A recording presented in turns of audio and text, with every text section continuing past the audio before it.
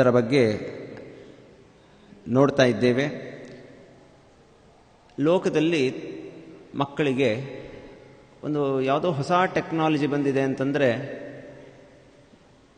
ನಮ್ಮ ವಂಶದವರ ಫೋಟೋವನ್ನು ಇದೇ ಟೆಕ್ನಾಲಜಿಯಲ್ಲಿ ತರೋಣ, ನಮ್ಮ ತಂದೆ ತಾಯಿ ನಮ್ಮ ಗುರುಗಳು ಅವರನ್ನು ಇದರಲ್ಲಿ ಇದೇ ಥರ ವೈಭವ ಮಾಡೋಣ ಅಂತ ಹೇಗೆ ಅನಿಸುತ್ತೋ ಅಷ್ಟೇ ಸಹಜವಾಗಿ ನಾರಾಯಣ ಪಂಡಿತಾಚಾರ್ಯರಿಗೆ ಅವರಿಗಿದ್ದಂತಹ ಕವಿತ್ವ ಶಕ್ತಿಗೆ ನಮ್ಮ ಗುರುಗಳ ಚರಿತ್ರೆಯನ್ನು ಮಹಾಕಾವ್ಯವಾಗಿ ಚಿತ್ರಿಸಬೇಕು, ಸುಮ್ಮನೆ ಚಿತ್ರಿಸೋದಲ್ಲ, ಮಹಾಕಾವ್ಯವಾಗಿ ಚಿತ್ರಿಸಬೇಕು ಅನ್ನುವಂಥ ಉದ್ದೇಶ ಇತ್ತು. ಆ ದೃಷ್ಟಿಯಿಂದ ಮಹಾಕಾವ್ಯ ಅಂತ ಅನಿಸ್ಕೊಳ್ಬೇಕಾದ್ರೆ ಏನೇನು ಬೇಕೋ ಅದನ್ನೆಲ್ಲ ಅವರು ತರಲಿಕ್ಕೆ ಪ್ರಯತ್ನ ಮಾಡಿದ್ದಾರೆ ಅನ್ನೋದನ್ನು ನಿನ್ನೆ ದಿವಸ ನಾವು ನೋಡ್ತಾ ಬಂದ್ವಿ. ಅದರಲ್ಲಿ ವರ್ಣಿಸಲೇಬೇಕಾದಂತಹ ವಿಷಯಗಳಲ್ಲಿ ಪ್ರಯಾಣ ಅನ್ನೋದು ಒಂದು ಅನ್ನೋದರ ಬಗ್ಗೆ ನಿನ್ನೆ ನೋಡ್ತಾ ಇದ್ವಿ. ಸಮಯ ಆಗಿದ್ದರಿಂದ ಅದನ್ನು ಸ್ವಲ್ಪ ಮೊಟಕುಗೊಳಿಸಬೇಕಾಗಿತ್ತು. ಮಧ್ವ ವಿಜಯದಲ್ಲಿ ಬೇರೆ ಬೇರೆ ಸಂದರ್ಭದಲ್ಲಿ ಶ್ರೀಮದಾಚಾರ್ಯ ನಡೆಸಿರತಕ್ಕಂತಹ ಪ್ರಯಾಣವನ್ನು ವರ್ಣನೆ ಮಾಡಿದ್ದಾರೆ. ಅದರಲ್ಲಿ 13ನೇ ಸರ್ಗದಲ್ಲಿ ಮಾಡಿರತಕ್ಕಂತಹ ಒಂದು ಪ್ರಯಾಣದ ವರ್ಣನೆ ಸ್ವಲ್ಪ ವಿಶಿಷ್ಟವಾದಂತಹದ್ದು.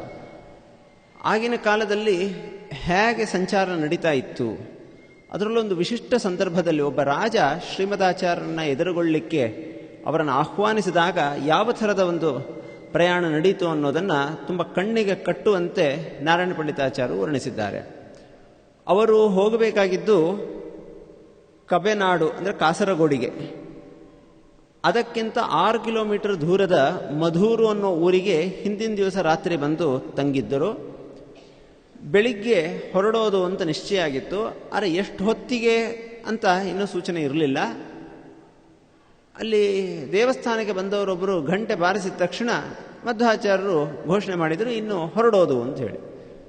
ತಕ್ಷಣ ಮಠದ ಸಿಬ್ಬಂದಿ ವರ್ಗ ಅವರಲ್ಲೆಲ್ಲ ನೀನು ನಿರೀಕ್ಷೆ ಮಾಡಿರಲಿಲ್ಲ, ಬೇಗ ಬೇಗ ಅದಕ್ಕೋಸ್ಕರ ಏನೇನು ಸಿದ್ಧತೆ ಮಾಡಿಕೊಂಡ್ರು ಅದನ್ನೆಲ್ಲ ಸಣ್ಣ ಪುಟ್ಟ ವಿವರಗಳನ್ನೆಲ್ಲ ಕೊಟ್ಟಿದ್ದನ್ನು ನಿನ್ನೆ ನೋಡಿದ್ವಿ. ಆ ಪ್ರಯಾಣಕ್ಕೆ ಹೊರಟಾಗ ಅದು ಒಂದು ವಿಶಿಷ್ಟವಾದಂತಹ ಪ್ರಯಾಣ ಆಗಿದ್ದರಿಂದ ಅವತ್ತು ತುಂಬ ಜನ ಸೇರಿದ್ದರು.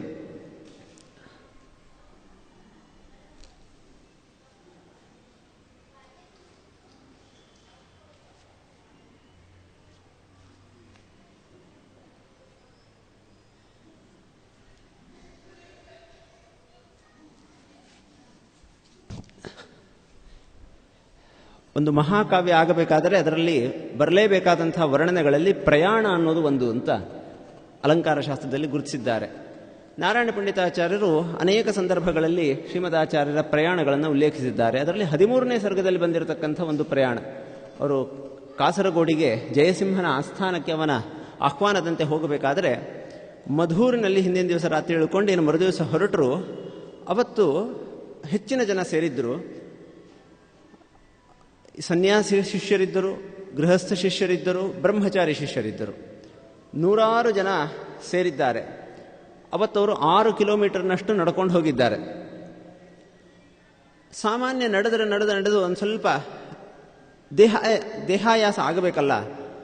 ಆದರೆ ಆ ಮಧ್ವಾಚಾರ್ಯರ ಜೊತೆಗೆ ಹೋಗ್ತಾ ಇರಬೇಕಾದ್ರೆ ಅವರನ್ನು ನೋಡ್ತಾ ಇರೋದು, ಅವರ ಜೊತೆ ಮಾತು, ಅದರ ಆ ಪರಿಸರದಲ್ಲಿ ಇದ್ದಂಥವರಿಗೆ ಒಂದು ಸ್ವಲ್ಪವೂ ಆಯಾಸ ಗೊತ್ತಾಗಲಿಲ್ಲ ಅಂತೆ.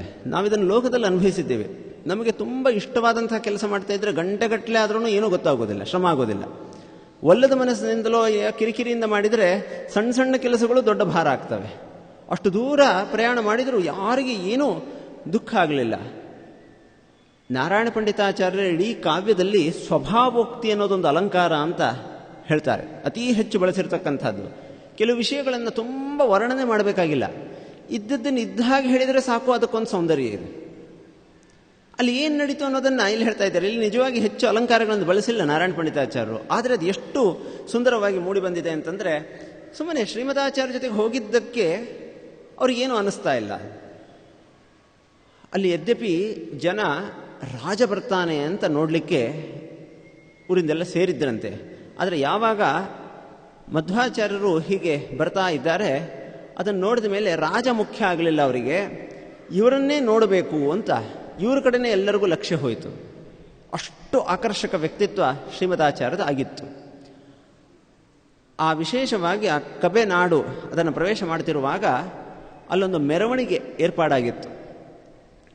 ಅದರಲ್ಲಿ ಎದುರಿಗೆ ಅನೇಕ ಜನ ಕಮಲಾಕ್ಷಿ ಮಣಿ, ತುಳಸಿ ಮಣಿ ಹಾಕ್ಕೊಂಡು ಶಂಖಚಕ್ರಾದಿ ಮುದ್ರೆಗಳನ್ನು ಧಾರಣೆ ಮಾಡಿಕೊಂಡು ಶ್ರೀಮದ್ ಆಚಾರ್ಯರೇ ರಚಿಸಿರತಕ್ಕಂತಹ ಹಾಡುಗಳನ್ನು ಹಾಡ್ತಾ ಗೆಜ್ಜೆ ಕಟ್ಟಿ ತಾಳ ಹಾಕ್ಕೊಂಡು ಕುಣಿತಾ ಶ್ರೀಮದ್ ಆಚಾರ್ಯನ ಮೆರವಣಿಗೆಯಲ್ಲಿ ಕರ್ಕೊಂಡು ಹೋದರು ಅನ್ನುವಂಥ ಬಹಳ ಅಪೂರ್ವವಾದ ಒಂದು ಐತಿಹಾಸಿಕ ದಾಖಲೆಯನ್ನು ನಾರಾಯಣ ಪಂಡಿತಾಚಾರ್ಯರು ಮಾಡಿದ್ದಾರೆ. ದಾಖಲು ಅಂದರೆ ಇವತ್ತೇನು ನಮ್ಮಲ್ಲಿ ರಥೋತ್ಸವಾದಿಗಳು ನಡಿಬೇಕಾದರೆ ಎದುರುಗಡೆ ದಾಸರ ಸಂಕೀರ್ತನೆಗಳನ್ನು ಹೇಳ್ತಾ ಕುಣಿತಾ ಹೋಗ್ತಕ್ಕಂಥ ಕ್ರಮ ಇದೆ. ಆ ದಾಸ ಸಾಹಿತ್ಯವನ್ನು ಮೂಲದಲ್ಲಿ ಪ್ರವರ್ತನೆ ಮಾಡಿದಂಥವರು ಶ್ರೀಮದ್ ಆಚಾರ್ಯರು ಅಂತ ನಮಗೆ ಹೇಳಲಿಕ್ಕೆ ಮುಖ್ಯವಾದಂಥ ಆಧಾರ. ಅಂದರೆ ಇದು ಎಲ್ಲೋ ಒಂದು ಕಡೆ ಮಹಾಕಾವ್ಯಕ್ಕೋಸ್ಕರ ಪ್ರಯಾಣವನ್ನು ಉಲ್ಲೇಖ ಮಾಡೋದರ ಜೊತೆಗೆ ಇತಿಹಾಸ, ಅಂದರೆ ಇದು ಎಲ್ಲ ಕಡೆ ಇದರಲ್ಲಿ ಇತಿಹಾಸ, ಶಾಸ್ತ್ರ, ಕಾವ್ಯ ಇದು ಮೇಳವಿಸ್ತಾನೆ ಹೋಗ್ತಾ ಇರ್ತದೆ. ಇಡೀ ಮಧ್ವ ವಿಜಯದ 16 ಸರ್ಗಗಳಲ್ಲಿ ಈ 3 ಅಂಶಗಳು ಯಥೋಚಿತವಾಗಿ ಬರ್ತಾನೆ ಇರ್ತವೆ. ಅದನ್ನು ಹೇಳ್ತಾರೆ, ಪುರತೋ ಮಧುರಸ್ವರೈರುವದದ್ಭಿ ಸ್ವಕೃತಾಹ ಕರ್ಣಸುಖಾಹ ಮುಕುಂದಗಾಥಾಹ. ಯಾವ ಅಲಂಕಾರ ಇಲ್ಲ, ಅಂದರೆ ಸ್ವಭಾವಭಕ್ತಿ ಎಷ್ಟು ಸುಂದರವಾಗಿದೆ. ಆ ಹಾಡ್ತಾ ಇದ್ದಿದ್ದು ಎಷ್ಟು ಕಿವಿಗೆ ಇಂಪಾಗಿತ್ತು, ಕೇಳ್ತಾ ಇರೋಣ ಅಂತ ಅನಿಸ್ತಕ್ಕಂಥದ್ದು. ಜೊತೆಗೆ ನರ್ತನ ಮಾಡ್ತಾ ಇದ್ದಾರೆ. ಧೃತ ಪಂಕಜ ಬೀಜ ಚಕ್ರ ಚಿಹ್ನೈ ಕೃತ ನೃತ್ಯೈ ಚತುರೈ ನಿಷೇವ್ಯಮಾಣಂ. ಇಂಥ ಶ್ರೀಮದ್ ಆಚಾರ್ಯರು ರಾಜ ಅವರು ಬಂದಾಗ ಅಲ್ಲಿಂದ ಬಂದ ರಾಜನ ಸುತ್ತಲೂ ಸೈನಿಕರಿರ್ತಾರೆ. ಕ್ಷಾತ್ರ ಪರಿವಾರ ಅವನ ಜೊತೆಗೆ ತುಂಬ ವ್ಯಾಪಕವಾಗಿರ್ತದೆ.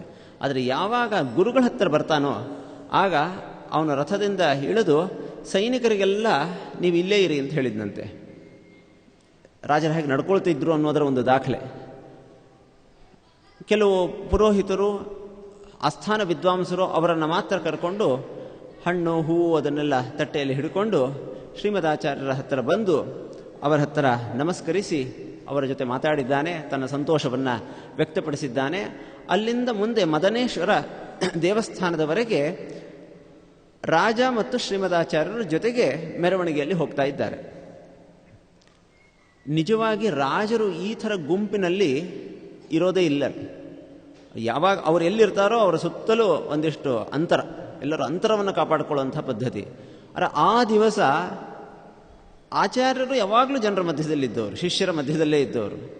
ಅವರ ಜೊತೆಗೆ ರಾಜ ಇದ್ದಿದ್ದರಿಂದ ಅಲ್ಲೆಲ್ಲ ಜನ ಸುತ್ತಲೂ ನಿಂತಿದ್ದಾರೆ. ಅದು ಅಭ್ಯಾಸ ಇಲ್ಲದೆ ಹೋದರೂ ಕೂಡ ರಾಜ ಒಂದು ಸ್ವಲ್ಪನೂ ಮನಸ್ಸಿಗೆ ಕಿರಿಕಿರಿ ಮಾಡಿಕೊಳ್ಳದೆ ಗುರುಗಳ ಹತ್ರ ನಾನು ಬಂದಿದ್ದೇನೆ, ಅವರು ಹೇಗಿದ್ದಾರೋ ಹಾಗಿರಬೇಕು ಅದನ್ನು ಉಲ್ಲೇಖ ಮಾಡ್ತಾರೆ. ಜನ ಸಂವಾದ ಸಹೇನ ಭೂಮಿ ಭರ್ತರ ಅಂತ ಹೇಳ್ತಾರೆ. ಜನರ ಗದ್ದಲವನ್ನು ಸಹಿಸಿಕೊಂಡು ಅದಕ್ಕೆ ಏನೂ ತೊಂದರೆ ಮಾಡಿಕೊಳ್ಳದೆ ರಾಜನೂ ಕೂಡ ಅವರ ಜೊತೆಗೆ ಬಂದಿದ್ದಾನೆ. ಅಲ್ಲಿ ಸ್ವಲ್ಪ ವಿಸ್ತಾರವಾಗಿ ಶ್ರೀಮದಾಚಾರ್ಯರ ಇಡೀ ವರ್ಣನೆಯನ್ನು ಮಾಡಿದ್ದಾರೆ ನಾರಾಯಣ ಪಂಡಿತಾಚಾರ್ಯ. ಅದರ ವಿವರಕ್ಕೆ ನಾನು ಹೋಗೋದಿಲ್ಲ. ಈ ಮಧ್ವ ವಿಜಯವನ್ನು ನೋಡಿದಾಗ ಅಕಸ್ಮಾತ್ ಇದಿಲ್ಲದೆ ಹೋಗಿದ್ದರೆ, ನಾವು ಬರೀ ಶ್ರೀಮದ್ ಆಚಾರ್ಯರ ಗ್ರಂಥಗಳನ್ನು ನೋಡಿ ಅವರ ಚಿತ್ರವನ್ನು ಕಲ್ಪನೆ ಮಾಡಿಕೊಂಡಿದ್ದರೆ ಹೇಗಿರ್ತಿತ್ತು ಅಂತಂದರೆ, ನನಗನ್ನಿಸಿ ನಾವು ಚಿಕ್ಕಂದಿನಲ್ಲಿದ್ದಾಗೆಲ್ಲ ಮಧ್ವಾಚಾರ್ಯರ ಫೋಟೋ ಅಂತಂದರೆ ಒಂದು ಸ್ವಲ್ಪ ದಪ್ಪ ಸ್ವಲ್ಪ ಹೊಟ್ಟೆ ಎಲ್ಲ ಇರುವಂಥ ಒಂದು ಯಾರೋ ದುರದೃಷ್ಟಕರವಾಗಿ ಒಂದು ಫೋಟೋ ಮಾಡಿಬಿಟ್ಟಿದ್ದು. ಸ್ವಲ್ಪ ಮುಖ ಈ ಕಡೆ, 2 ಕೈ ಹೀಗೆ ಹಿಡ್ಕೊರೋ ಅಂಥ ಒಂದು ಸ್ವಲ್ಪ ನೋಡಿದ ಕೂಡಲೇ ಭಯ ಹುಟ್ಟಿಸೋವಂಥ ಒಂದು ಚಿತ್ರ. ಅದೇ ಒಂದು ಚಿತ್ರ ಸ್ವಲ್ಪ ವ್ಯಾಪಕವಾಗಿ ಇತ್ತು. ಶ್ರೀಮದ್ ಆಚಾರ್ಯರ ಗ್ರಂಥಗಳನ್ನು ನೋಡಿದರೆ ಅದರಲ್ಲಿ ತೀಕ್ಷ್ಣ ವಿಮರ್ಶೆ ಇರುತ್ತೆ, ತುಂಬ ಗಂಭೀರವಾದ ವಾಕ್ಯಗಳಿರ್ತವೆ, ಪ್ರಶ್ನೋತ್ತರಗಳಿರ್ತವೆ, ಜಿಜ್ಞಾಸೆ ಇರುತ್ತೆ. ಇದು ಮಧ್ವಾಚಾರ್ಯರು ಅಂತಂದರೆ ಯಾರೋ ತುಂಬ ಸೀರಿಯಸ್ ಆದಂಥ ಒಬ್ಬ ವ್ಯಕ್ತಿ ಏನೋ, ಅದಕ್ಕೆ ಸರಿಯಾಗಿ ಅದೇ ಥರದೊಂದು ಚಿತ್ರ ಬೇರೆ ಪ್ರಚಲಿತವಾಗಿ ಬಿಟ್ಟಿತ್ತು. ಆದರೆ ಮಧ್ವ ವಿಜಯ ನಮಗೆ ಕೊಡ್ತಕ್ಕಂತಹ ಒಂದು ಚಿತ್ರ ಇದೆಯಲ್ಲ, ಅದು ತುಂಬ ವಿಲಕ್ಷಣವಾದಂತಹ ಚಿತ್ರ. ಇಲ್ಲಿ ಸ್ಪಷ್ಟವಾಗಿ ಹೇಳ್ತಾರೆ, 32 ಲಕ್ಷಣಗಳಿದ್ದಂತಹ ಪರಮ ಸುಂದರ ವ್ಯಕ್ತಿತ್ವ ಶ್ರೀಮದಾಚಾರ್ಯರದು. ಬರೀ ಸುಂದರ ಅಂತ ಬಾಯಲ್ಲಿ ಹೇಳೋದಿಲ್ಲ, ಅದನ್ನು ನಾನಾ ಸಂದರ್ಭಗಳಲ್ಲಿ ಉಲ್ಲೇಖ ಮಾಡ್ತಾರೆ. ಫಸ್ಟ್ ಟೈಮ್ ಶ್ರೀಮದಾಚಾರ್ಯರನ್ನು ನೋಡಿದವರು ಹೇಗೆ ನೋಡ್ತಾ ನಿಂತು ಬಿಡ್ತಿದ್ರು. ಒಂದು ಸಂದರ್ಭದಲ್ಲಿ ಬರ್ತಾರೆ, 14ನೇ ಸರ್ಗದಲ್ಲಿ ಹೇಳ್ತಾರೆ, ಒಂದಿಷ್ಟು ಜನ ಬಂದಿದ್ದರಂತೆ. ಭಿಕ್ಷೆ ಆದ ಮೇಲೆ ಅವರ ಹತ್ರ ಮಂತ್ರಾಕ್ಷತೆ ಅದೆಲ್ಲ ತಗೊಳ್ಳಿಕ್ಕೆ ಬಂದವರು. ಅವರು ಮಾತಾಡ್ಕೊಂಡ್ರಂತೆ, ಅಲ್ಲ ಆಚಾರ್ಯ ನೋಡಿ ಬಂದವರು ನಮಗೆ ಹೇಳಿದ್ರಲ್ಲ, ಅವ್ರು ಅಷ್ಟು ಹಾಗಿದ್ದಾರೆ ಹೀಗಿದ್ದಾರೆ, ಅವನಿಗೇನು ಹೇಳಲಿಕ್ಕೆ ಬಂದಿಲ್ಲ, ಅವ್ರು ಎಷ್ಟು ಹೇಳಿದ್ರೋ ಅದರ 100 ಪಟ್ಟು ಚೆನ್ನಾಗಿದ್ದಾರೆ ಇವರು ಅಂತ. ಅಂದರೆ ಶ್ರೀಮದಾಚಾರ್ಯರ ಆ ವ್ಯಕ್ತಿತ್ವ ಬಹಳ ಸುಂದರ, ತುಂಬ ಆಕರ್ಷಕ, ತುಂಬ ನಗುಮುಖದ ಒಂದು ವ್ಯಕ್ತಿತ್ವ. ಸುಸ್ಮಿತೆಂದು ಮರವಿಂದಲೋಚನಂ ಸ್ವರ್ಣವರ್ಣಂ ಅತಿಭದ್ರ ಭಾಷಣಂ. ಶ್ರೀಮದಾಚಾರ್ಯ ಹೇಗೆ ಮಾತಾಡ್ತಿದ್ದರು, ಯಾರ್ಯಾರ ಜೊತೆಗೆ ಹೇಗೆ ವರ್ತಿಸ್ತಾ ಇದ್ದರು, ಇದೆಲ್ಲವನ್ನು ಚಿತ್ರಿಸಿಕೊಟ್ಟಿದ್ದಾರೆ ನಾರಾಯಣ ಪಂಡಿತಾಚಾರ್ಯರು. ಈ ಸಂದರ್ಭದಲ್ಲಿ ಅವರ ವ್ಯಕ್ತಿತ್ವವನ್ನು ಇಲ್ಲಿ ತಿಳಿಸಿಕೊಟ್ಟಿದ್ದಾರೆ. ಮುಂದೆ ಶ್ರೀಮದಾಚಾರ್ಯರು ಆ ಪ್ರಯಾಣವನ್ನು ಮದನೇಶ್ವರ ದೇವಸ್ಥಾನದವರೆಗೆ ತಗೊಂಡು ಹೋಗಿ ಅಲ್ಲೆಲ್ಲ ಸಭೆ ಸೇರಿದ್ದಾರೆ. ರಾಜ ಅವರನ್ನು ಸ್ವಾಗತಿಸಿ ನಮ್ಮ ನಾಡಿಗೆ ಬಂದಿದ್ದೀರಿ ಅಂತ ಸ್ವಾಗತಿಸಿದ್ದಾನೆ. ಯಥೋಚಿತ ಮರ್ಯಾದೆಯನ್ನು ಮಾಡಿದ ಮೇಲೆ ಶ್ರೀಮದಾಚಾರ್ಯರು ಭಾಗವತ ಪ್ರವಚನವನ್ನು ಮಾಡಿದ್ದಾರೆ. ಎಲ್ಲ ಜನರು ಕೂತಾಗ ಭಾಗವತದ ತತ್ವಗಳು, ಅದರಲ್ಲಿ ಬಂದಿರತಕ್ಕಂಥ ಕಥಾ, ಅದರ ಸಂದೇಶ, ಇದನ್ನು ನಡೆಸಿದ್ದಾರೆ ಅಂತ ಒಂದು ಪ್ರಯಾಣವನ್ನು ನಾರಾಯಣ ಪಂಡಿತಾಚಾರ್ಯರು ಚಿತ್ರಿಸ್ತಾರೆ. ಅಂದರೆ ಮಹಾಕಾವ್ಯಕ್ಕೋಸ್ಕರ ಪ್ರಯಾಣ, ಆ ಪ್ರಯಾಣದಲ್ಲಿ ಶಾಸ್ತ್ರದ ಜೊತೆಗೆ ಕಾವ್ಯದ ಜೊತೆಗೆ ಇತಿಹಾಸ ಎಲ್ಲವೂ ಸೇರಿರತಕ್ಕಂತಹ ಘಟ್ಟಗಳು ಇಲ್ಲಿ ಮೊದಲಿನಿಂದ ಕೊನೆಯ ತನಕ ಬರ್ತಾ ಹೋಗ್ತವೆ. ಇನ್ನೊಂದು ಮಹಾಕಾವ್ಯ ಆಗಬೇಕಾದ್ರೆ ಬರಬೇಕಾದಂಥ ವಿಷಯ ಅಂತ ಗುರುತಿಸಿರೋದು ಮಂತ್ರ. ನಿನ್ನೆ ನಾವು ಸಂಕ್ಷಿಪ್ತವಾಗಿ ನೋಡಿದ್ದೀವಿ. ಒಂದು ಸಭೆ ನಡೆದಿದ್ದರೆ ವಿವರವನ್ನು ಕೊಡಬೇಕು. ಮಂತ್ರಣ, 4 ಜನ ಸೇರಿ ಏನು ವಿಚಾರ ವಿನಿಮಯ ನಡೆಸಿದರು ಅಂತ. ನಾವು ಶಿಶುಪಾಲ ವಧ ಮೊದಲಾದಂತಹ ಕಾವ್ಯಗಳನ್ನು ನೋಡಿದಾಗ ಅಲ್ಲಿ ಶಿಶುಪಾಲನ ಸಭೆ, ಕೃಷ್ಣನ ಸಭೆ, ಅಲ್ಲಿ ರಾಜನೀತಿಯ ವಿಷಯಗಳು, ಇದನ್ನೆಲ್ಲ ತಂದು ಅವರು ಮಂತ್ರಣವನ್ನು ಚಿತ್ರಿಸಿದ್ದಾರೆ. ಶ್ರೀಮದಾಚಾರ್ಯರ ಇದರಲ್ಲಿ ಅಂಥದ್ದಕ್ಕೆ ಅವಕಾಶ ಇಲ್ಲ. ಇಲ್ಲಿ ನಾರಾಯಣ ಪಂಡಿತಾಚಾರ್ಯ ಒಂದು ಕೌಶಲ ಅಂತಂದರೆ, ಅವರು ಒಂದು ಸಭೆಯ ವಿವರವನ್ನು ಕೊಟ್ಟಿದ್ದಾರೆ. 12ನೇ ಸರ್ಗದ ಮೊದಲ 25 ಶ್ಲೋಕಗಳಲ್ಲಿ ಒಂದು ಸಭೆ ಏನು ನಡೀತು, ಇವತ್ತು ನಾವು ಹೇಗೆ ಮಿನಿಟ್ಸ್ ಆಫ್ ಮೀಟಿಂಗ್ ಅಂತೀವಿ, ಅಲ್ಲಿ ಯಾರ್ಯಾರು ಇದ್ದರು, ಯಾರು ಏನು ಮಾತಾಡಿದರು, ಏನು ನಿರ್ಣಯ ತಗೊಂಡ್ರು, ಏನು ಚರ್ಚೆ ನಡೀತು ಅಂತ ಹೇಳ್ತೀವಿ. ಆ ತರಹದ ಒಂದು ಚಿತ್ರವನ್ನು ನಾರಾಯಣ ಪಂಡಿತಾಚಾರ್ಯರಲ್ಲಿ ಕೊಟ್ಟಿದ್ದಾರೆ. ಸಂಕ್ಷಿಪ್ತವಾಗಿ ಅದರ ಬಗ್ಗೆ ನೋಡೋದಾದರೆ, ಅದು ನಡೆದಿದ್ದು ಯಾರಲ್ಲಿ ಅಂತಂದರೆ, ಆ ಕಾಲದಲ್ಲಿದ್ದಂತಹ ಇತರ ಮತದ ಪ್ರಮುಖರು ಸೇರಿ ನಡೆಸಿರ್ತಕ್ಕಂಥ ಒಂದು ಸಭೆ. ಅದರಲ್ಲಿ ವಿವರವನ್ನು ಕೊಡ್ತಾರೆ. ಪದ್ಮತೀರ್ಥ, ಪುಂಡರೀಕಪುರಿ ಅಂತ 2 ಸನ್ಯಾಸಿಗಳ ನೇತೃತ್ವದಲ್ಲಿ ಆಗಿನ ಕಾಲದ ಆ ಮತದ ಅನುಯಾಯಿಗಳೆಲ್ಲ ಸೇರಿ ನಡೆಸಿರ್ತಕ್ಕಂಥ ಒಂದು ಸಭೆ. ಅದರಲ್ಲಿ ಮೊದಲು ಅವನು ಯಾರು XYZ, ಅವನ ಹೆಸರೇನು ಹೇಳಲಿಕ್ಕೆ ಹೋಗೋದಿಲ್ಲ, ಒಬ್ಬ ವ್ಯಕ್ತಿ ನಿಂತು ಮೊದಲಿಗೆ ನಮ್ಮ ಮತ, ನಮ್ಮ ಸಂಪ್ರದಾಯ ಇಷ್ಟು ಪ್ರಾಚೀನವಾದದ್ದು, ಅದಕ್ಕೆ ಅನೇಕ ಸಹಸ್ರಮಾನಗಳ ಇತಿಹಾಸ ಇದೆ, ಇದಕ್ಕೆ ಇತ್ತೀಚೆಗೆ ಹೊಸದಾಗಿ ಬಂದಿರತಕ್ಕಂತಹ ಮಧ್ವಾಚಾರ್ಯರು ಅನ್ನೋವರಿಂದ ತೊಂದರೆ ಆಗ್ತಾ ಇದೆ, ಇದರ ಬಗ್ಗೆ ನಾವು ಹಿಂದೆ ಈಗಾಗಲೇ ಸಭೆಗಳನ್ನು ನಡೆಸಿದ್ವಿ, ಅದನ್ನು ತಡಿಬೇಕು ಅಂತೆಲ್ಲ ನಾವು ಗುರುಗಳಲ್ಲಿ ಪ್ರಾರ್ಥನೆ ಮಾಡಿದ್ವಿ, ಅವರು ತಡಿತೇವೆ ಅಂತ ಹೇಳಿದ್ರು, ಆದರೆ ಇಲ್ಲಿ ತನಕ ಏನೂ ನಡೆದಿಲ್ಲ, ಅದನ್ನೆಲ್ಲ ಉಲ್ಲೇಖ ಮಾಡ್ತಾರೆ. ಇದನ್ನು ನಾವು ಆದಷ್ಟು ಬೇಗ ಸರಿ ಮಾಡಬೇಕಾಗಿದೆ. ಇವತ್ತು ನಾನು ನಿಮ್ಮ ಮುಂದೆ ಆಕ್ರಂದಮ್ಮೆ ಹಂತ ಶೃಣ್ವಂತು ಸೋಯಂ ಹಾಹಾ ಮಾಯಾವಾದ ಉತ್ಸಾದ ಮೇತಿ. ನಮ್ಮ ಇವತ್ತಿನ ಮಾಯಾವಾದ ಇದಕ್ಕೆ ದೊಡ್ಡ ತೊಂದರೆ ಬಂದುಬಿಟ್ಟಿದೆ. ಆಕ್ರಂದನ, ನನ್ನ ಹೃದಯ ಅಂತರಾಳದ ಕೂಗನ್ನು ನೀವು ದಯವಿಟ್ಟು ಕೇಳಿಸ್ಕೊಳ್ಬೇಕು. ನಮ್ಮ ಸಮಾಜದ ಹಿರಿಯರು, ಪ್ರಮುಖರು, ಏನಾಗಿದೆ ಅಂಥದ್ದು ಅಂತಂದರೆ, ಈ ಹೊಸ ಸ್ವಾಮಿಗಳು ಮಧ್ವಾಚಾರ್ಯರು ಬಂದ ಮೇಲೆ ಪ್ರಾಭಾಕರ ಮತ, ಮೀಮಾಂಸಕ ಮತ, ಆ ಮತ ಎಲ್ಲ ಕಳೆ ಗುಂದಿಬಿಟ್ಟಿದೆ. ಯಾರಿಗೂ ಉತ್ತರ ಕೊಡಲಿಕ್ಕೆ ಆಗದೇ ಇರತಕ್ಕಂತಹ ಹೊಸ ಸವಾಲುಗಳನ್ನು, ಹೊಸ ಪ್ರಶ್ನೆಗಳನ್ನು ಇವರು ಎತ್ತುತ್ತಾ ಇದ್ದಾರೆ. ವೇದಕ್ಕೆ ಹೊಸ ಥರದ ವ್ಯಾಖ್ಯಾನವನ್ನು ಇವರು ಮಾಡ್ತಾ ಇದ್ದಾರೆ. ಸಭೆಗಳಲ್ಲಿ, ಅದು ಇವತ್ತಿನ ಕಾಲದ ಸಭೆ ಅಲ್ಲ, ಎಂಥೆಂತಹ ವಿದ್ವಾಂಸರಿರತಕ್ಕಂತಹ ಸಭೆ. ಅವರು ಮಾತಾಡ್ತಾ ಇದ್ದರೆ ಎಲ್ಲಿ ಯಾವ ವಿಷಯ ಬೇಕಾದರೂ ಪ್ರಶ್ನೆ ಮಾಡ್ತಾ ಇದ್ದರು. ಪ್ರಶ್ನೆ ಹೀಗೆ ಕೇಳುತ್ತಿದ್ದ ಹಾಗೆಯೇ ಆ ಮಧ್ವಾಚಾರ್ಯರು ತಕ್ಕಂತ ಉತ್ತರ ಕೊಡ್ತಾರೆ. ಅದರಲ್ಲೂ ಯಾರಾದರೂ ಮಾಯಾವಾದದ ಹಿನ್ನೆಲೆಯಲ್ಲಿ ಕೇಳಿದರಂತೂ ವಿಶೇಷವಾಗಿ ಅದನ್ನು ವಿಮರ್ಶಪೂರ್ವಕವಾಗಿ ಉತ್ತರಿಸ್ತಾ ಇದ್ದಾರೆ. ಆ ಸಭೆಗೆ ಹೋಗಿ ಬಂದಂತಹ ಜನ ಮಾತಾಡ್ಕೊಳ್ತಾ ಇದ್ದಾರೆ. 1,25,000 ಶ್ಲೋಕ ಗ್ರಂಥಗಳನ್ನು ಬರೆದರು ಮಾಯಾವಾದದಲ್ಲಿ. ಅದನ್ನು ಈ ಮಧ್ವಾಚಾರ್ಯರು ಒಂದೇ ವಾಕ್ಯದಲ್ಲಿ ಖಂಡನೆ ಮಾಡ್ತಾ ಇದ್ದಾರೆ. ಅಂದರೆ ಇಡೀ ಮಾಯಾವಾದದ ಮೂಲ ಸಿದ್ಧಾಂತ ನಿಂತಿರೋದು ಅಜ್ಞಾನದ ಮೇಲೆ. ಬ್ರಹ್ಮ ಒಬ್ಬನೇ ಇದ್ದಾನೆ, ಅಜ್ಞಾನದ ಸಂಪರ್ಕ ಆದಾಗ ಇಡೀ ಜೀವ, ಜಗತ್ತು, ಜಡ ಎಲ್ಲ ಆಗಿದೆ ಅಂತ ಇದೆ. ಶ್ರೀಮದಾಚಾರ್ಯರು ಮಾಯಾವಾದ ಖಂಡನ ಅನ್ನೋ ಗ್ರಂಥದಲ್ಲಿ ಒಂದು ಕೇಳಿರ್ತಕ್ಕಂತಹ ಪ್ರಶ್ನೆ, ಅಜ್ಞಾನ ಸಂಭವಾದೇವ ತನ್ಮತಂ ಅಖಿಲಂ ಅಪಾಕೃತಂ. ಏನು ಮಾಡಿದರೂ ಕೂಡ ಅಜ್ಞಾನವನ್ನು ಹೇಗೆ ಬಂತು, ಎಲ್ಲಿಂದ ಬಂತು ಅಂತ ಹೇಳಲಿಕ್ಕಾಗೋದಿಲ್ಲ. ಪ್ರೊಫೆಸರ್ ಎಸ್ ರಾಧಾಕೃಷ್ಣನ್ ಅವರು ಭಾರತದ ತತ್ವಶಾಸ್ತ್ರ ಇತಿಹಾಸ ಅನ್ನೋ ಗ್ರಂಥ ಬರೆದಾಗ ಅದರಲ್ಲಿ ಈ ಮಾತನ್ನು, ಈ ಅಭಿಪ್ರಾಯವನ್ನು ಅವರು ಕೂಡ ಪಡ್ತಾರೆ, ಆಧುನಿಕರೆಲ್ಲರೂ ಪಡ್ತಾರೆ. ಅದಕ್ಕೆ ಅದ್ವೈತ ಹೇಳ್ತಕ್ಕಂಥ ಉತ್ತರ, ನಾವು ಸಂಸಾರಕ್ಕೆ ಬಂದಾಗಿದೆ, ಹೇಗೆ ಬಂದ್ವಿ ಅನ್ನೋದ್ರ ಬಗ್ಗೆ ಜಾಸ್ತಿ ಯೋಚನೆ ಮಾಡೋದು ಬೇಡ, ಇಲ್ಲಿಂದ ಹೊರಗೆ ಹೋಗೋದ್ರ ಬಗ್ಗೆ ನೋಡೋಣ ಅಂತ ಹೀಗೊಂದು ಉತ್ತರವನ್ನು ಕೊಟ್ಟು ಮುಗಿಸ್ತಾರೆ. ಅದಿರಲಿ, ಶ್ರೀಮದಾಚಾರ್ಯರು ಎತ್ತಿರ್ತಕ್ಕಂಥ ಒಂದು ಮೂಲಭೂತವಾದಂಥ ಪ್ರಶ್ನೆ, ಯಾವುದರ ಮೇಲೆ ಇಡೀ ಜೀವ ಜಡಾತ್ಮಕವಾದಂತಹ ಪ್ರಪಂಚದ ವಿಕಾಸ ನಿಂತಿದೆ ಅಂತ ಹೇಳ್ತಾರೋ ಅಂಥ ಅಜ್ಞಾನವನ್ನು ಕುಡಿಸ್ಲಿಕ್ಕಾಗ್ತಾ ಇಲ್ಲ ಅಂತ ಈ ಮಧ್ವಾಚಾರ್ಯರ ಸಭೆಗೆ ಹೋಗಿ ಬಂದವರು ಮಾತಾಡ್ತಾ ಇರ್ತಾರೆ. ಅದನ್ನು ಕೇಳಿದರೆ ನನ್ನ ಹೃದಯಕ್ಕೆ ಈಟಿಯನ್ನು ತಗೊಂಡು ಚುಚ್ಚಿದ ಹಾಗಾಗತ್ತೆ. ದಯವಿಟ್ಟು ನಮ್ಮ ಸಮಾಜದ ಪ್ರಮುಖರು ಕೇಳಬೇಕು ಇದನ್ನು ಅಂತ ಮಾತಾಡ್ತಾ ಇದ್ದಾನೆ. ಜನರು ಅವರನ್ನು ನೋಡಿ ಅವರ ವೇದ ವ್ಯಾಖ್ಯಾನವನ್ನು ಕೇಳಿ, ವೇದವ್ಯಾಸೋನ್ ವೇಷ ವೇದಾನುಮೂರ್ತೋ ಯಸ್ಯ ದಿವ್ಯಾ ಮೂರ್ತಿರ್ ಯಸ್ಯ ಸಾ ಸುಸ್ಮಿತಸ್ಯ, ಅವರನ್ನು ನೋಡಿದರೆ ದೊಡ್ಡ ಯತಿಪುಂಗವರು, ಏನು ತೇಜಸ್ಸು, ಅವರ ವಾಣಿ ವೇದವ್ಯಾಸರೇ ಮಾತಾಡ್ತಾ ಇದ್ದಾರೆ ಅನ್ನುವಂತೆ ಕೇಳುತ್ತೆ. ಬರೀ ವೇದ ಅಲ್ಲ, ಪುರಾಣ, ಇತಿಹಾಸ, ಪಂಚರಾತ್ರ ಎಲ್ಲದರ ಮಧ್ಯದಲ್ಲಿ ಸಮನ್ವಯ ಮಾಡಿ ಮಾತಾಡ್ತಾ ಇದ್ದಾರೆ ಇವರು. ಯಾಕೆಂದರೆ ಬೇರೆ ಎಲ್ಲ ದರ್ಶನದವರು ಯಾವುದೋ ಒಂದಕ್ಕೆ ಪ್ರಾಶಸ್ತ್ಯ ಕೊಟ್ಟವರು, ಆದರೆ ಇವರು ಹಾಗಲ್ಲ, ಎಲ್ಲದಕ್ಕೂ ಪ್ರಾಶಸ್ತ್ಯ ಕೊಟ್ಟು ಮಾತಾಡ್ತಾ ಇದ್ದಾರೆ. ನಮ್ಮವರೇ ಕೆಲವರಿಗೆ ಬುದ್ಧಿ ಇಲ್ಲ, ಸಭೆಗೆ ಹೋಗಿ ಬಂದು ಏನಂತಾರೆ ಗೊತ್ತಾ, ಅವ್ರು ಹೇಳೋದು ಅದು ಸರಿ, ಸರಿ ಆದ್ರೆ ಆಗಲಿ, ಏನು ತೊಂದರೆ ಅಂತಂತಾರೆ. ತಿಳಿಗೇಡಿಗಳು, ಅವ್ರದ್ದು ಸರಿ ಅಂತಂದರೆ ನಮ್ಮದು ತಪ್ಪು ಅನ್ನೋದು ಅಷ್ಟು ಅರ್ಥ ಆಗೋದಿಲ್ವಾ? ದಯವಿಟ್ಟು ಏನಾದರೂ ಮಾಡಬೇಕು. ಅವರ ಶಿಷ್ಯರು ವ್ಯಾಪಿಸ್ತಾ ಇದ್ದಾರೆ, ಅವರ ಶಿಷ್ಯರ, ನಮ್ಮ ಕಡೆಯವರ ಅನೇಕ ಜನ ಅವರ ಶಿಷ್ಯತ್ವವನ್ನು ವಹಿಸ್ತಾ ಇದ್ದಾರೆ, ಹಾಗೆ ಹೀಗೆ ಅಂತ ಹೇಳಿ ಒಬ್ಬ ವ್ಯಕ್ತಿ ತುಂಬ ತನ್ನ ಗೋಳನ್ನು ಹೇಳ್ಕೊಂಡು, ಇನ್ನೊಬ್ಬ ಎದ್ದುಬಿಟ್ಟು, ಈಗ ಒಬ್ಬರು ಮಹಾನುಭಾವರು ಮಾತಾಡಿದರು, ಅವರ ಮಾತನ್ನು ಕೇಳಿದಾಗ ನನಗನ್ಸುತ್ತೆ ಇವರ ಮನಸ್ಸಿಗಿಂತ ಬೆಣ್ಣೆನೇ ತುಂಬ ಗಟ್ಟಿ.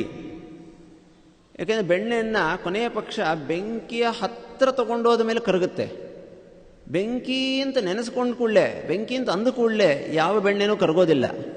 ಆದರೆ ಇವರು ಯಾವ ಸಮಸ್ಯೆನೂ ಬಂದಿಲ್ಲ, ಸಮಸ್ಯೆ ಬರುತ್ತೆ ಅಂತ ನೆನೆಸ್ಕೊಂಡೇ ಇಷ್ಟು ಕರಗ್ತಾ ಇದ್ದಾರೆ, ಇಷ್ಟು ಹೆದರ್ತಾ ಇದ್ದಾರೆ ಅಂತ ಹೀಗೆ ಒಬ್ಬ ಮಾತಾಡಲಿಕ್ಕೆ ಶುರು ಮಾಡಿ, ಅಂಥದ್ದೇನಾಗಿಲ್ಲ,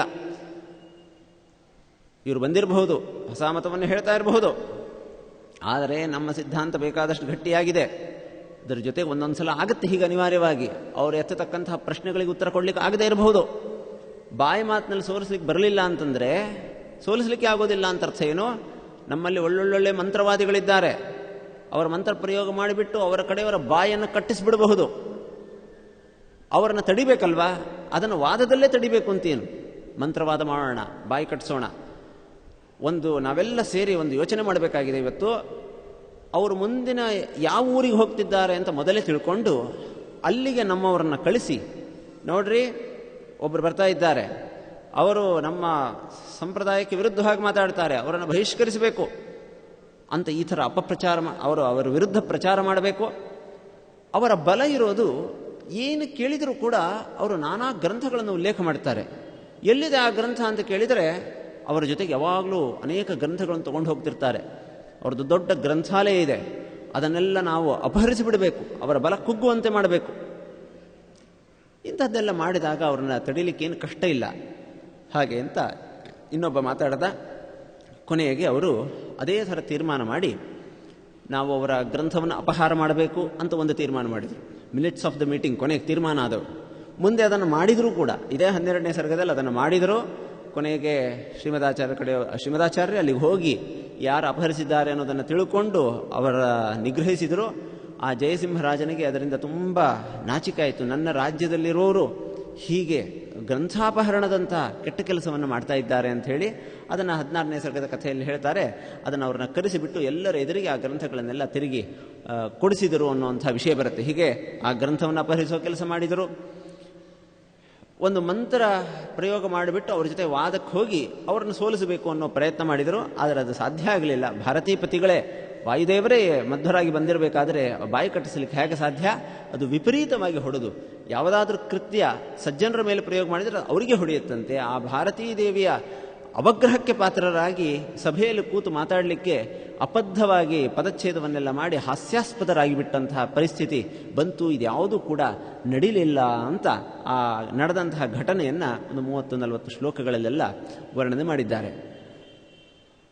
ಹೀಗೆ ಈ ಮಧ್ವ ವಿಜಯದ ಉದ್ದಕ್ಕೂ ಕೂಡ ಇತಿಹಾಸಕ್ಕೋಸ್ಕರ ಬಂದಿರತಕ್ಕಂಥ ಅನೇಕ ವಿಷಯಗಳು ಅಲ್ಲಿ ಅಲಂಕಾರ ಶಾಸ್ತ್ರದ ದೃಷ್ಟಿಯಲ್ಲಿ ನೋಡಿದಾಗ ಇನ್ನೂ ಹೊಸ ಮೆರಗನ್ನು ಪಡೆಯೋದನ್ನು, ಯಾಕೆ ಇದನ್ನು ನಾರಾಯಣ ಪಂಡಿತಾಚಾರ್ಯ ಸೇರಿಸಿದ್ದಾರೆ, ಇದೂ ಒಂದು ದೃಷ್ಟಿ ಇದೆ ಅಂತ ನಾವು ತಿಳಿಯುವಂತೆ ಮಾಡತಕ್ಕಂತಹ ಒಂದು ಅವಕಾಶ ಇಲ್ಲಿ ಇದೆ. ಇನ್ನೊಂದು ಬಹಳ ಮುಖ್ಯವಾದಂತಹ ಸಂಗತಿ, ಅಲಂಕಾರ ಶಾಸ್ತ್ರ ದೃಷ್ಟಿ. ಆ ಶಾಸ್ತ್ರಕ್ಕೆ ಅಲಂಕಾರ ಶಾಸ್ತ್ರ ಅಂತ ಬಂದಿದೆ.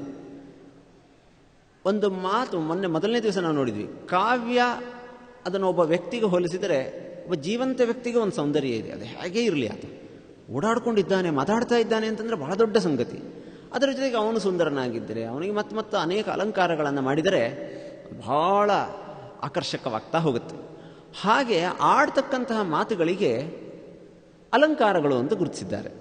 ಇದು 2 ಥರದ ಅಲಂಕಾರಗಳು, ಶಬ್ದಾಲಂಕಾರಗಳು, ಅರ್ಥಾಲಂಕಾರಗಳು. ಈ ಶಬ್ದಾಲಂಕಾರಗಳು ಮೊದಲು ಕೆಲವು ಉದಾಹರಣೆ ಕೊಟ್ಟು ಆಮೇಲೆ ಅರ್ಥಾಲಂಕಾರದ ಕಡೆಗೆ ಹೋಗ್ತಾ ಇದ್ದೇನೆ. ಅದರಲ್ಲಿ ಹೇಳ್ತಕ್ಕಂತಹ ಬಳಸ್ತಕ್ಕಂತಹ ವರ್ಣಗಳನ್ನು, ಶಬ್ದಗಳನ್ನು ಮತ್ತೆ ಮತ್ತೆ ಬಳಸೋದು, ಆ ಅಕ್ಷರಗಳು ಮತ್ತೆ ಮತ್ತೆ ಬರೋದು, ಇವುಗಳನ್ನೆಲ್ಲ ಛೇಕಾನುಪ್ರಾಸ, ವೃತ್ಯನುಪ್ರಾಸ, ಲಾಟಾನುಪ್ರಾಸ ಹೀಗೆಲ್ಲ ಕರೆದಿದ್ದಾರೆ.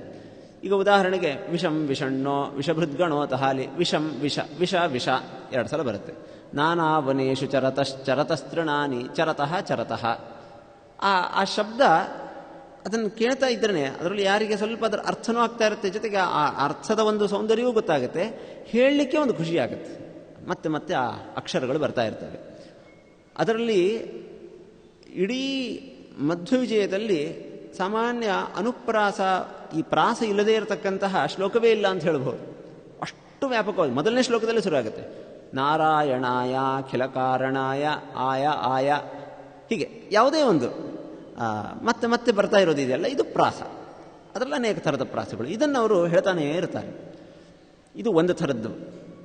ಇನ್ನೊಂದು ಬಹಳ ವಿಶಿಷ್ಟವಾದಂಥದ್ದು ಅಂದರೆ, ಅದು ಉತ್ತರ ಭಾರತದಲ್ಲಷ್ಟು ವ್ಯಾಪಕವಾಗಿಲ್ಲ, ದಕ್ಷಿಣ ಭಾರತದಲ್ಲಿ, ಅದರಲ್ಲೂ ಕೂಡ ಕನ್ನಡ ನಾಡಿನಲ್ಲಿರ್ತಕ್ಕಂಥ ಒಂದು ವಿಶಿಷ್ಟವಾದ ಪ್ರಾಸ ಅಂತ. ಅದು ಗಮನಕ್ಕೆ ಬಂದಿರಲಿಲ್ಲ. ಬನ್ನಂಜ ಗೋವಿಂದಾಚಾರ್ಯರು ಮಧ್ವ ವಿಜಯದ ಬಗ್ಗೆ ವಿಸ್ತಾರವಾದಂತಹ ವಿಮರ್ಶೆ ಮಾಡಿ ಪುಸ್ತಕವನ್ನು ಪ್ರಿಂಟ್ ಮಾಡಿದ್ದಾರೆ. ಅದರಲ್ಲಿ ಅವರು ಅಲಂಕಾರ ಮೀಮಾಂಸ ಅಂತಲೇ ಒಂದು ಮಾಡಿ ಅದರಲ್ಲಿ ಅಂಶವನ್ನು ಉಲ್ಲೇಖ ಮಾಡ್ತಾರೆ. ಇವತ್ತು ಹರಿಕಥಾಮೃತಸಾರ ಎಲ್ಲ ತೊಗೊಂಡ್ರೆ, ಯಾವುದೇ ಇದನ್ನು ತೊಗೊಳ್ರಿ, 2ನೇ ಅಕ್ಷರ ಒಂದೇ ಆಗಿರುತ್ತೆ. ಇಡೀ ಲಕ್ಷ್ಮೀ ಶೋಭಾನ ಪದ ತೊಗೊಂಡ್ರೆ 2ನೇ ಅಕ್ಷರ ಒಂದೇ ಆಗಿರುತ್ತೆ. ಇದು ಕರ್ನಾಟಕದ ಒಂದು ವಿಶಿಷ್ಟವಾದಂತಹ ಶೈಲಿ ಅಂತ. ಹರಿಕಥಾಮೃತಸಾರದ ಶ್ರೀರಮಣಿಕರ, ಶ್ರೀರ 2ನೇ ಅಕ್ಷರ, ಶ್ರೀರಮಣಿಕರ ಕಮಲ ಪೂಜಿತ ಚಾರು ಚರಣ ಸರೋಜ ಬ್ರಹ್ಮ 2ನೇ ಅಕ್ಷರ, ನೀರಜಾಂ ರ ರ ರ. ಒಂದು ಪದ್ಯದಲ್ಲಿ 2ನೇ ಅಕ್ಷರ ರ ಇದ್ರೆ ರ ರ ರ, ಪ ಇದ್ರೆ ಪ ಪ ಪ ಪ ಪ.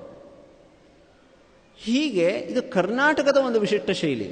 ನಾರಾಯಣ ಪಂಡಿತಾಚಾರ್ಯರ ಮಧ್ವ ವಿಜಯದಲ್ಲಿ ಎಲ್ಲ ಕಡೆ ಹೇಳಿದ್ರು, ಅನೇಕ ಕಡೆ ಈ 2ನೇ ಅಕ್ಷರದ ಪ್ರಾಸವನ್ನು ನೋಡಬಹುದು ಅಂತ.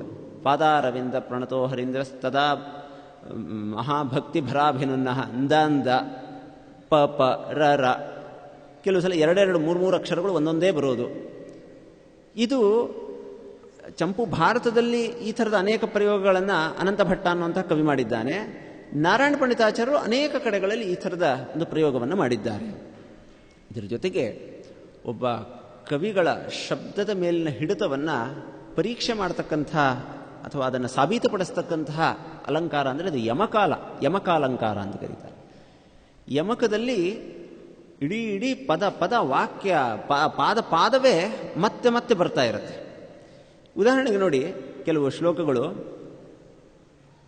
ಬಹುಸತ್ವಗಣಂ ಸವಿಕಂ ಸಮಃ ವಿಷಮೋಕ್ಷಮಃ ಹಿಮವಂತಮಯಂ. ವಿಷಮೋಕ್ಷಮಃ ಅಂತ ಒಂದು ಇಡೀ ಪಾದ ಇದೆ. ಇದು 2ನೇ ಪಾದ. ಆದರೆ 3ನೇ ಪಾದವು ಮತ್ತೆ ವಿಷಮೋಕ್ಷಮಃ ಹಿಮವಂತಮಯನ್ ನಗಮೈಕ್ಷತ ಫುಲ್ಲ ದೃಗಸ್ಥ ಭಯ. ಇಡೀ ಶ್ಲೋಕದಲ್ಲಿ 2ನೇ ಪಾದ ಮತ್ತು 3ನೇ ಪಾದ ಸೇಮ್. ಅದರ ಅರ್ಥ ಹೇಳಬೇಕಾದ್ರೆ ಅಲ್ಲಿ ಪದಚ್ಛೇದ ಬೇರೆ, ಎಲ್ಲವೂ ಬೇರೆ, ಆದರೆ ಒಂದೇ ಥರ. 10ನೇ ಸರ್ಗದಲ್ಲಿ ಒಂದು ಶ್ಲೋಕ ಹೇಳ್ತಾರೆ, ಅಲ್ಲಿ ಸಮಯೇ ಅನ್ನೋದು 4 ಪಾದದಲ್ಲಿ ಬರ್ತಾ ಇರುತ್ತೆ. ಈ ಕಡೆ 3 ಅಕ್ಷರ, ಈ ಕಡೆ 3 ಅಕ್ಷರ ಬೇರೆ ಬೇರೆ ಅಷ್ಟೇ. ಜನನಂ ಸಮಯೇ ಜಗತಃ ಪ್ರಥಿತೆ ಸಮಯೇ ಸಮಯೇದಮಿತೆ ಸನಿರಾ ಸಮಯೇ ಸಮಯೇ ಸ್ಥಿತಿಯುಕ್ ಸ್ವಭಾ ಸಮಯೇ ಸಮಯೇಷ್ಟಧಿಯ. ಇದು ಅರ್ಥ ಮಾಡ್ಕೊಳ್ಳೋದು ಯಾರಾದರೂ ವಿದ್ಯಾರ್ಥಿಗಳು ಕಾವ್ಯ ಪರೀಕ್ಷೆ ಮಾಡಬೇಕಾಗಿದ್ದರೆ ಈ ಭಾಗಗಳನ್ನೆಲ್ಲ ಕೇಳಿಬಿಡಬೇಕು. ಯಾಕೆಂದರೆ ಕಿವಿಗೆ ಕೇಳಿಸುವ ಶಬ್ದ ಸಮಾನ, ಸಮಯೇ ಸಮಯೇ ಸಮಯೇ ಸಮಯ, ಅಲ್ಲೆಲ್ಲ ಪದಚ್ಛೇದಗಳು ಬೇರೆ ಬೇರೆ ಬೇರೆ ಬೇರೆ ಬೇರೆ ಇರ್ತವೆ. ಇವೆಲ್ಲ ಕಾವ್ಯಕ್ಕೆ ಒಂದು ವಿಶೇಷ ಶೋಭೆಯನ್ನು ತಂದು ಕೊಡ್ತಕ್ಕಂತಹ ಅಂಶಗಳಾದ್ದರಿಂದ ಇವುಗಳನ್ನು ಅಲಂಕಾರ. ಅಲಂಕಾರ ಅಂತ ಕರೆಯೋದು ಯಾಕೆ? ಅಲಂಕ್ರಿಯತೆ ಯೇಭಿ, ಅದರಿಂದ ಶೋಭೆ ಹೆಚ್ಚಾಗತ್ತೆ. ಕಾವ್ಯ ಶೋಭಾಕರಾನ್ ಧರ್ಮಾನ್ ಅಲಂಕಾರಾನ್ ಪ್ರಚಕ್ಷತೆ ಅಂತ ಅದರ ಶೋಭೆಯನ್ನು ಹೆಚ್ಚಿಸುತ್ತೆ. ಹಾಗೆ ಆ ಕಾವ್ಯದ ಸೌಂದರ್ಯವನ್ನು ಹೆಚ್ಚಿಸ್ತಕ್ಕಂಥ ಅಂಶಗಳು ಈ ಯಮಕ. ಇದನ್ನು ಹೇಳ್ತಾರೆ. ಇದರ ಇನ್ನೂ ಒಂದು ಹೆಜ್ಜೆ ಮುಂದೆ ಅಂತಂದರೆ ಅದು ಚಿತ್ರಕಾವ್ಯ. ಚಿತ್ರದಲ್ಲಿ ಏಕಾಕ್ಷರ ಶ್ಲೋಕ. ಮಧ್ವವಿಜಯದಲ್ಲಿ ಒಂದಂಥ ಶ್ಲೋಕ ಇದೆ. ನಾನೇನೇನೇನೇನೇನೋ ನೂನೇನ ನನುನುನ್ನಾಹ ನಾನಾ ನಾನೋ ನೂನಂ ನಾನೇ ನಾನೂನ ನಾನುನ್ನಹ. ಇದೊಂದು ಪದಚ್ಛೇದ ಮಾಡಿ ಇದರ ಅರ್ಥ ಹೇಳ್ತಕ್ಕಂಥದ್ದು ಬಹಳ. ಅಲ್ಲಿ ಸಂದರ್ಭ ಏನು ಅಂತಂದರೆ, ಈಶ್ವರ ದೇವ ಅನ್ನೋಂಥವನು ಕೆರೆ ತೋಡಬೇಕು, ಜನ ಕಡಿಮೆ ಇದ್ದಾರೆ, ತಮ್ಮ ಊರಿನಿಂದ ಹೋಗೋ ಎಲ್ಲರನ್ನ ನೀವು ಸ್ವಲ್ಪ ಹೊತ್ತು ಕೆಲಸ ಮಾಡಿ ಮುಂದೆ ಹೋಗಬೇಕು, ಇಲ್ಲಾಂದರೆ ಮುಂದೆ ಬಿಡೋದೇ ಇಲ್ಲ. ಪಾಪ ಅನಿವಾರ್ಯವಾಗಿ ಎಲ್ಲರೂ ಮಾಡ್ತಾ ಇದ್ದರು. ಉಚಿತವೇ, ಅದರಲ್ಲೇನು ತಪ್ಪಲ್ಲ. ಆದರೆ ಯಾರ ಜೊತೆಗೆ ಹೇಗೆ ನಡ್ಕೊಳ್ಬೇಕು? ಸನ್ಯಾಸಿಗಳು ಬಂದರೂ ಅವ್ರ ಹತ್ರನೂ ಹೀಗೆ ಮಾಡೋದಾ? ರಾಜರು ಸನ್ಯಾಸಿಗಳಿಂದ ವಿದ್ಯೋಪಜೀವಿಗಳಿಂದ ಟ್ಯಾಕ್ಸನ್ನು ಸಂಗ್ರಹ ಮಾಡಬಾರದು ಅಂತಿದೆ. ಅದು ನಮ್ಮ ಈ ದೇಶದ ಕಾನೂನಿನ ಪರಂಪರೆ. ಅದರ ಜ್ಞಾನ ಇಲ್ಲ ಅವನಿಗೆ. ಮಧ್ವಾಚಾರ್ಯರಂತಹ ಯತಿಗಳು ಬಂದಾಗ ನೀವು ಕೂಡ ತೋಡಿ ಹೋಗಬೇಕು ಅಂತಂದ. ಅವನಿಗೆ ಬುದ್ಧಿ ಕಲಿಸ್ಲಿಕ್ಕೆ ಹೋದ. ಹೇಗೆ ತೋಡಬೇಕು ನಮಗೆ ಗೊತ್ತಿಲ್ಲ, ಅಭ್ಯಾಸ ಇಲ್ಲ, ನೀನು ತೋಡಿ ತೋರಿಸು ಅಂತಂದರು. ಅವನು ತೋಡ್ತಾನೇ ಇದ್ದ. ಇವರು ಆ ಊರು ಬಿಡೋ ತನಕನೂ ತೋಡ್ತಾನೇ ಇದ್ದ ಅಂತ ಬರುತ್ತೆ. ಅದಾದ ಮೇಲೆ ಯಾಕೆ ಹೀಗಾಯಿತು ಗೊತ್ತಾ? ಯಾರು ಇವರು? ಮುಖ್ಯ ಪ್ರಾಣದೇವರು. ಇವರಿಂದ ಪ್ರೇರಣೆಗೆ ಒಳಗಾಗದೇ ಇರೋರು ಯಾರೂ ಇಲ್ಲ. ಒಬ್ಬನೇ ಒಬ್ಬ. ನಾನೇನ ಅನೂನನ, ನಾನಾ ಈಶ್ವರರಲ್ಲಿ ಶ್ರೇಷ್ಠನಾದಂತಹ ಆ ಭಗವಂತ ಒಬ್ಬ ಬಿಟ್ಟರೆ ಮತ್ತೆಲ್ಲರೂ ಕೂಡ ಇವರಿಂದ ಪ್ರೇರಿತರೆ ಅಂತ ಹೇಳ್ತಕ್ಕಂಥ ಒಂದು ಶ್ಲೋಕ. ಅಲ್ಲಿ ಬಂದಿರತಕ್ಕಂಥ ಶಬ್ದಗಳು ನಾನಾ, ಅನ, ಇನ, ನುನ್ನ, ನನೋ, ಇಷ್ಟು ಶಬ್ದಗಳನ್ನು ಬಳಸಿಕೊಂಡು ಬರೀ ನಕಾರದ ಒಂದು ಶ್ಲೋಕ. ಎಂಥ ಅಪೂರ್ವವಾದಂತಹ, ಅಂದರೆ ಎಷ್ಟು ಶಬ್ದಗಳ ಮೇಲೆ, ಕೋಶಗಳ ಮೇಲೆ, ಪರ್ಯಾಯ ಪದಗಳ ಮೇಲೆ ಹಿಡಿತ ಇರಬೇಕು. ಇದು ಚಿತ್ರಕಾವ್ಯ. ಇದೊಂಥರದ ಶಬ್ದ ಅಲಂಕಾರ. ಇನ್ನೊಂದು ಸರ್ವತೋಭದ್ರ ಅಂತ ಒಂದು ಕ್ರಮ. ಹೇಗೆಂದರೆ ಒಂದು 4 ಅಕ್ಷರ ಈ ಕಡೆಯಿಂದ ಹೇಳಬೇಕು, ಅದನ್ನು ಉಲ್ಟಾ ಹೇಳಿದರೆ ಅದರ ಮುಂದಿನ ಭಾಗ. ಸಮಾನಯ ಯಾ ನಮಾಸ ಮಾಯಯ ತಯಾಯ ಮಾ. 4 ಅಕ್ಷರ, ಕನ್ನಡಿ ಇದ್ದಂಗೆ. ಇದನ್ನು ಅದರ ಮುಂದಿನ ಭಾಗ, ಅದರ ಮುಂದಿನ ಭಾಗ, ಅದರ ಮುಂದಿನ 4 ಪಾದಗಳಲ್ಲಿ ಕೂಡ ಈ ಥರದ ಒಂದು ತರ್ತಕ್ಕಂಥದ್ದು. ಆಮೇಲೆ ಯಾವುದಾದ್ರೂ ಒಂದು ಶ್ಲೋಕದಲ್ಲಿ ಇಡೀ ಕಾವ್ಯದ ಹೆಸರನ್ನು ಚಿತ್ರಿಸೋದು, ಅದನ್ನು ಚಕ್ರಬಂಧ ಅಂತ ಕರೀತಾರೆ. ಧನ್ಯೋ ಮಹ್ಯತನಾಕಿನ ಮಹಿತ ಹೃದ್ಬಾಣ ಸಮೋಜಸ್ಯೋ ಅಂತ ಹೇಳಿ 10ನೇ ಸರ್ಗದ ಒಂದು ಶ್ಲೋಕದಲ್ಲಿ ಅದನ್ನು ಚಕ್ರದ ಥರ ಹೀಗೆ ಬರೆದರೆ ಅದರಲ್ಲಿ ಮಧ್ವವಿಜಯ ಕಾವ್ಯಂ ನಾರಾಯಣ ಆರ್ಯ ಅಂತ ಈ ಅಕ್ಷರಗಳು ಬರುವಂತೆ, ಆಯಾಯ ಸ್ಥಳಗಳಲ್ಲಿ ಆಯಾಯ ಅಕ್ಷರ ಬರುವಂತೆ ಅದನ್ನು ಚಿತ್ರಿಸಿರತಕ್ಕಂತಹ ಒಂದು ಕೌಶಲ. ಇವೆಲ್ಲ ಅಲಂಕಾರಕ್ಕೆ ಸಂಬಂಧಪಟ್ಟಂತಹ ಅಂಶಗಳು.